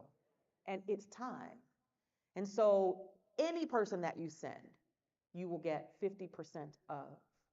And you still, let's just say you're running your own business and you're growing your business. And let's be very honest, women of color have the hardest time getting access to capital. This is a way for you to get access to capital interest free. There ain't no interest in this. Ain't no payback. We're paying you just by sharing something good that you believe in. If you don't believe in it, don't share it. You ain't got to worry about it. But imagine you can be sharing, you can be doing your own business, and on the side, let's say you send 3 people our way in a month. That's $9,000. You get half of that. How many of you would it make a difference to have an additional $4,500 in your account just because you said, hey, Dr. Cheryl Wood got a great program, great speaker program? Yeah. And you get to decide how big you want to play and how much you want to play at. If you send enough people, you could be coming in with a $10,000 check in a month. There's no cap on it. There's no limit on it. So that's probably what I'm most excited about, in addition to all the training. You get your certified speaker certificate of completion. You get 1 year membership to Global Speakers University. You get the GSU member discounts for in-person events. And then there's an annual renewal. So you pay the $29.97, but then the annual renewal is only $3.99. What does the annual renewal give you access to? It gives you access to another full year of the monthly goals and accountability sessions, the weekly personal and professional development sessions, and the revenue infusion program for $3.99. Okay. Does that sound juicy? Okay, let me go through the other one real quick. I do want to be aware of time. The next level is our authorized, we call it authorized associate certification, which goes from $29.97 to $59.97. And by the way, all of these have payment plans. Do you want me to tell you the payment plan for the first one? It's crazy. You pay $29.97 if you pay in full. If you opt for payment plan, basically paying in full saves you $273. You would have to make a $545 non-refundable deposit and then 5 payments of $545. You're not going to find that anywhere. Anywhere. And how we would collect those payments would be, your first payment would start December 15th. So December 15th, January 15th, February 15th, March 15th, and April 15th, and you're done. And don't forget, you could sign up 2 clients and pay for that. Because that $6,000, you would get $3,000, which means you just paid for your program. Let me move on to the authorized associate certification. The authorized associate certification gives you everything I just read off in speaker certification. Plus, you get, so good, you get 2 keynote speaker opportunities. So you're certified as a speaker for GSU. You have the revenue infusion program. You get to be listed in our speaker directory and all the other stuff I read, but then we put you on stage. You get 2 keynote speaker opportunities. One is virtual and one is in person. The virtual is happening February. It's the 2024 Impact Unleashed Virtual Summit. You will be a keynoter for that. That's February 2024. And then, as an extension of the GSU Spring Summit that I mentioned, we're having a second day, which is our GSU Storytelling Extravaganza, where we have the community to come in to listen to you speak on stage and share your story. You get that keynote opportunity in person and virtual. You get an individual coaching session with me. That's worth the whole thing, I'm just saying. You get a done for you digital speaker one sheet. Please don't tell me you already have a speaker one sheet. You probably need another one. Or it probably needs to be updated or revived, right? Based on who you are today and who you're becoming tomorrow, not who you were 5 years ago when you created it. Just saying. You're going to get a speech review and feedback from our GSU certified team leaders. That means we'll tell you how long of a speech you can prepare or send us, and we will give you feedback. We will watch it, and we will give you feedback on what could make it even better. Priceless. You get a half-day storytelling workshop with me, virtual. You don't have to travel anywhere. You get not only do you get the infusion, the GSU Revenue Infusion Program, you also get, we're going to give you an exclusive license to teach and sell approved GSU trainings and methodologies. Some of you want to start teaching speaking. Why should you recreate and reinvent the wheel when we can give you what we already got? So we have specific segments of GSU that we will give you access to, the right to, the license to take our stuff, take our logo off, put your logo on, and sell it as yours. More money in your pocket, okay? We get no percentage of what you sell, none. We get none. It's 100% yours, okay? You get a general, not only do you get your guest ticket for yourself to SpeakerCon in the speaker certification, but for this one, you also get a general guest ticket. So you get to bring a guest with you to SpeakerCon. You get your certified associate certificate of completion, priority speaker consideration for GSU events and meetings. So one of the things we're going to be doing is we are going to be creating and curating a lot more events in 2024. So one of them I can tell you about, you already know, you heard me talk about the GSU Storytelling Extravaganza. That will be a public event. But we also are doing a Women's History Month Summit. And that will be taking place in March 2024. It's already locked in. It's called Women Who Blossom. We will be looking for speakers for that event in person. Who are we going to pick speakers from? The GSU Authorized Associates. So you are first for consideration for that. Okay, so that investment, that's everything. Oh, and last but not least, the annual renewal on that is only $599. That's it, $599. And that still gives you access to the weekly calls, the monthly calls. It gives you access to have the license to teach and sell. Anything new that we add in, you will have license. We'll tell you what you have license to sell. And everything else that we mentioned. So that one is $59.97. Mind-blowing. I did mention that I just paid 25 grand instead of in a 2-day conference, right? $59.97 includes everything in the professional speaker certification and the authorized associate. And do you want to hear the breakdown on payments? Okay, so for that one, if you pay in full the $59.97, you're saving $355. And do you understand the concept of why we do that? Why there's a difference in the pay in full versus the payment plans? Does everybody understand, or you're not clear? Okay, sounds like everybody's clear. Okay, so we have to process more than one payment. And we get charged merchant fees for every payment that we process, and we got to have a team who processes every payment. So we got to pay the team. So there's a small processing fee as a part of that. That's what that additional funds come from. So it's $59.97 in full, or it's a $794 non-refundable deposit. That's less than $1,000, less than $800, and 7 payments of $794. Mind blown. Okay?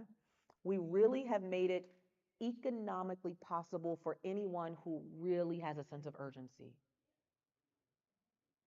The programs I'm a part of now don't give me payment plan options. It's, this is the fee. You got to pay that. And if you don't have it, they're like, well, we be here when you're ready. I can't make this stuff up. The event I just went to, they're going to be doing an event. They're going to be doing their own event, and it's on like a boat, a big boat, a big, nice, pretty boat. The investment is $130,000 because you're on the boat with millionaires and billionaires. Did I mention there is no payment plan? It's $130,000. No payment plan. So when I tell you we are disrupting the market, first of all, for everything that we're delivering and giving, the price point, the investment is crazy. But here's what I know. The more people I help win, the more I win. This is what it is. This is what it is. And let me be clear, I have no problem filling my high level. You'll see when you see the graduates come across. I have no problem filling my high level programs. I don't have a problem filling those. I get paid to speak very well. This is out of a desire in my heart to touch more lives, to help more people, especially people that look like me. That's what it comes from. So the price point, the investment is reflective of my desire to serve more people, help transform more lives. And then last but not least, this is the third and final option, and there are only 10 of these available, this final one. Like, y'all see I keep taking deep breaths because I'm like, it's just like, oh, my heart is like fluttering because it's so, I've invested so much money with so many people and they won't even put me on their stage.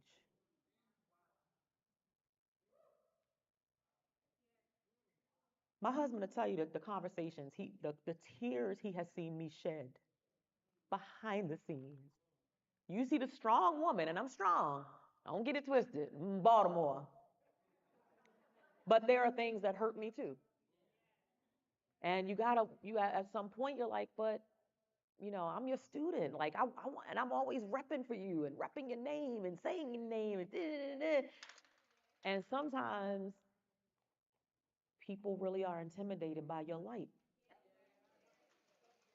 And you can ask my husband, he's sitting right there, and I never want to believe that, and I never want to hear it, and he's always saying that, and I'm like, boy, ain't nobody worrying about me, you know what I mean? But you got to sometimes look the thing for what it is right in the eye. A whole movement, girl, come on. But it can be hurtful, it can feel some kind of way. And that's why I've had to develop thick skin because it's like I can't let somebody else's lack or scarcity mindset prevent me from being who I'm destined to be, right? And I'll tell y'all know for y'all who are in my private, intimate circle, um, just this year, I experienced one of the biggest disappointments from one of the biggest names in the industry. And I was so hurt because it wasn't a matter of whether or not they could, they just chose not to. And it was all based on scarcity. Not because I'm making it up, because it was told to me. As in, well, if we do this with you, then people might come and buy your stuff instead of our stuff. Meanwhile, you're 50 steps ahead of me. Meanwhile, I'm looking at you and just want to be like you one day. And it was, you see my husband over there shaking his head. He know. He hear all the stories behind the scenes that y'all don't. He see the tears I shed when I'm just like, I'm just trying to, let's build together. How are you going to be on platforms talking about God and abundance? But you're not living it. You're not living it. And I'm okay with a no. Let me be clear about that. I'm okay with a no. I don't have anything, I don't have any problem with a no, with hearing no. But once I hear the real truth behind the no, and it's connected to scarcity, but you're preaching abundance, that's when I have an issue. Yeah. Yeah. And it was a blatant scarcity. Not even, you didn't even try to hide it. It was a real no. We're not doing that with you because they might come and spend with you instead of us. Okay. We can't eat together. We can't like make something massive and all eat real good where we sitting in a chair like this. Whew, somebody unbutton my dress, right? We can't do that together. Okay. And the saddest part was, and then I'll get off of the soapbox. The saddest part was I bent every rule to accommodate everything that they were saying they wanted, only to find out that they were only giving me these things because they were hoping I would say, okay, no, I'm not going to do that and I don't want to do it. But I said yes to everything. Yeah, sure. I even agreed not to sell my stuff. You can sell your stuff. I won't even sell nothing. Everything they said they wanted as their, way of not doing it. I think they expected me to say no, but I was hungry. I wanted connection. I wanted joint venture. I wanted success together. So really it was just testing me to see what I was going to say yes or no to. And they thought I was going to say no to everything. And I said yes to everything. And it was still a no. So, and that just happened this year. So y'all, their loss, hello. So I'm sharing that, and I don't ever want anybody to think and that's why I don't say names, I don't share names, I don't hint around names, because it's not about tearing other people down, because I'm just not in that business. It's just to let you know that what we've created is about really showing abundance. I'm not afraid to share my stage with you. I got 12 people coming to take my stage today who did not invest a dime to be on the stage as a part of the storytelling competition. It just doesn't happen. It just doesn't happen. So last but not least, we have 10 opportunities for keynote speakers for 2024 SpeakerCon. On the main stage, like you saw the speakers who came and spoke today. You get a keynote, but first let me backtrack. You get everything in speaker certification, plus you're going to come back for SpeakerCon 2024 as a keynoter. You will also do a tabletop speech like we did the first day. You will do 3 rounds, similar to what we did here. And you'll get a VIP ticket, so you're upgrading to your VIP ticket for SpeakerCon and a general guest ticket for SpeakerCon. And that investment is only $89.97. Everything I've mentioned, every offer is under $10,000. That's unheard of, especially for the deliverables. And then, do you want to hear the payment plan on that? Okay, so the $89.97 saves you $453.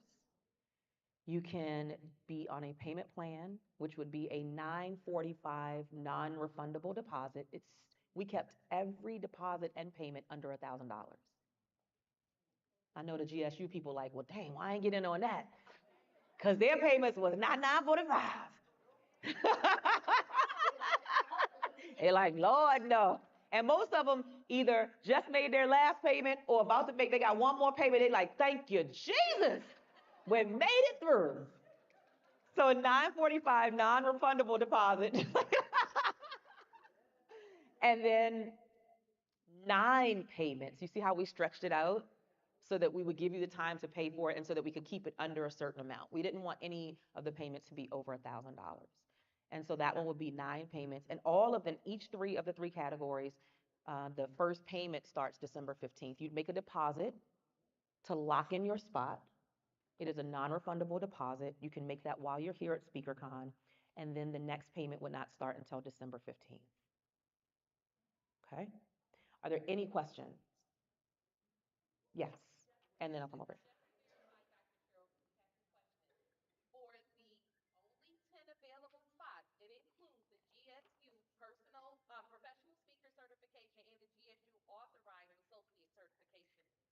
Thank you for asking the question. For clarity, it does not include the associate certification. It includes the speaker certification.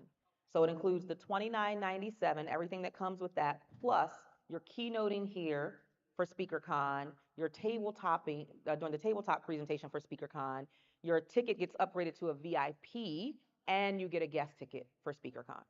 Yeah. Yeah, it's a lot of value. It's a lot of value. And remember, in that, as a part of that, because you're in the speaker certification, you still get the weekly personal and professional development calls and the monthly calls and everything else that's listed in there. You get to do you get the tickets to the GSU Spring Summit. We told you we're upgrading your ticket to VIP for SpeakerCon. You're going to be listed in the exclusive. We're going to have a really nicely designed speakers directory that will be digital. And what our intention is over the next 12 months is to draw people who hire for speaking to our speakers directory. And we want to have you categorized based on what your speaking topic is, so that anybody who's ever looking for a speaker who's credible. And how will we say that you're credible? Because you came through our certification. So we're not making it up. You came through our certification, which means we gave you all the tools and techniques that were needed. You have our certification. We're a credible organization, and that will allow us people to come in and hire you from our speakers directory. We want to make that massive over the next 12 months. Let's just say 12 to 24 months. Okay, that's going to be one of my big things. It's really to connect. I'm starting to connect with a lot more meeting professionals and planners. And I get asked often, do you have a speaker who speaks on this thing, technology? Do you have a speaker who can speak on XYZ? And we'll start submitting all of those opportunities directly through a certain, I don't want to call it platform, but they'll have to go through a specific process. And then what we'll do is we will present that information to the hiring organization or the planner, and they will get to make the final decision. That's going to mean that for some of you, it's like you need to make sure that you get the certification and the training so that we can feel comfortable about recommending you. I'm very, very intentional with what I put my name and my brand to.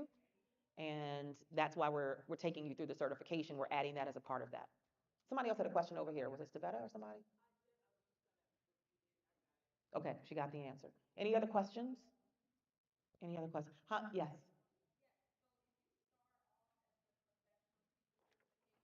Mm-hmm. Yeah. Yeah. That's such a great question. So let's say if you happen to start out at the professional speaker certification, you could potentially upgrade into the authorized associate if there are spots open, because we keep each program, we have limited spots, of course, right? Because we can only serve so many people, and we can only offer so many people the keynote opportunities because it's a live event. So we have to keep it to a minimum. That's not a marketing ploy. It's just real.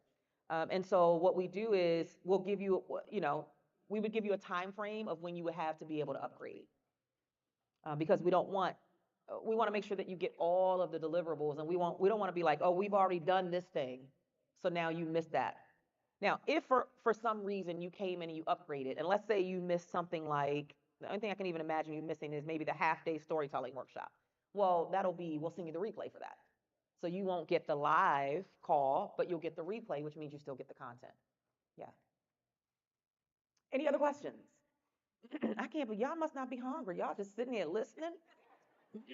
Raise your hand if this sounds like something that you at least have an interest in. Raise your hand. Okay, good. So here's what we do. Turn around, everybody turn around. Erica's in the back. Raise your hand, Erica. So Erica and we have a team out front who have these order forms. We're not giving you the order forms to go walk away and think about it. We just come to the back. If you want to have a conversation, we can have a conversation. I would imagine that the 10 spots will fill up the quickest for those who are going to be keynoters for next year. So if that's what you're interested in, take decisive action. One thing I know about people who succeed is that they take decisive action, informed decisive action. And that's why I took the time to go through everything so that there are no secrets. There's no, you don't have to say, well, I didn't know that. And everything's on the form, and you'll get a copy of the form as well if you decide to sign up and join us. So, two things. If you know you're ready, then during the break, we're going to break right now. Just go out and see the team, see Erica. If Erica's busy, anybody on my team who has the shirt on that says the support team, they can help you. Everybody knows the packages, they know the programs, they can answer your questions, and they have access to the forms. That's number one. And number two, if you have additional questions, or let me say this, if you need us to get a little creative with your payment plan, come back and have a conversation. Do y'all know what I mean when I say creative with the payment plan? Okay? So don't count yourself out because you didn't come back and have a conversation. So we deal with each person on an individual basis. So you let us know, we'll figure out our job. Your job is to say yes if it's for you. Our job is to help you work through the financial part of it if it's what you really want. And of course, it has to make sense. It has to make sense. Just so you know, I want to prep you in advance, anyone who does register for any of these programs, we're actually going to be doing a private lunch on Saturday. So when we break for lunch, you'll be coming with me for a private lunch. So you will have until then you can say yes even after that, but I want to be able to celebrate you at the private lunch. So just, if you're thinking about it, come ask the questions. If you need support with a financial plan that's a little more creative than what we've presented, come back and have the conversation. A conversation is not a commitment until you sign on the dotted line. Okay, does that make sense? So we're here for you to help you get out of your own way. And some of you, that's all you need. You just need to get out of your own way. For some of you, this is a little scary. Even at this level, it's a little scary. But we just want to help you to take the fear out of it, to say yes to you. Because if this was your spouse saying they wanted it, would you support it? If this was your kid, your child, or your best friend saying they wanted it, would you support it? So why not for you? That's all. Just remember, why not for you? You matter too.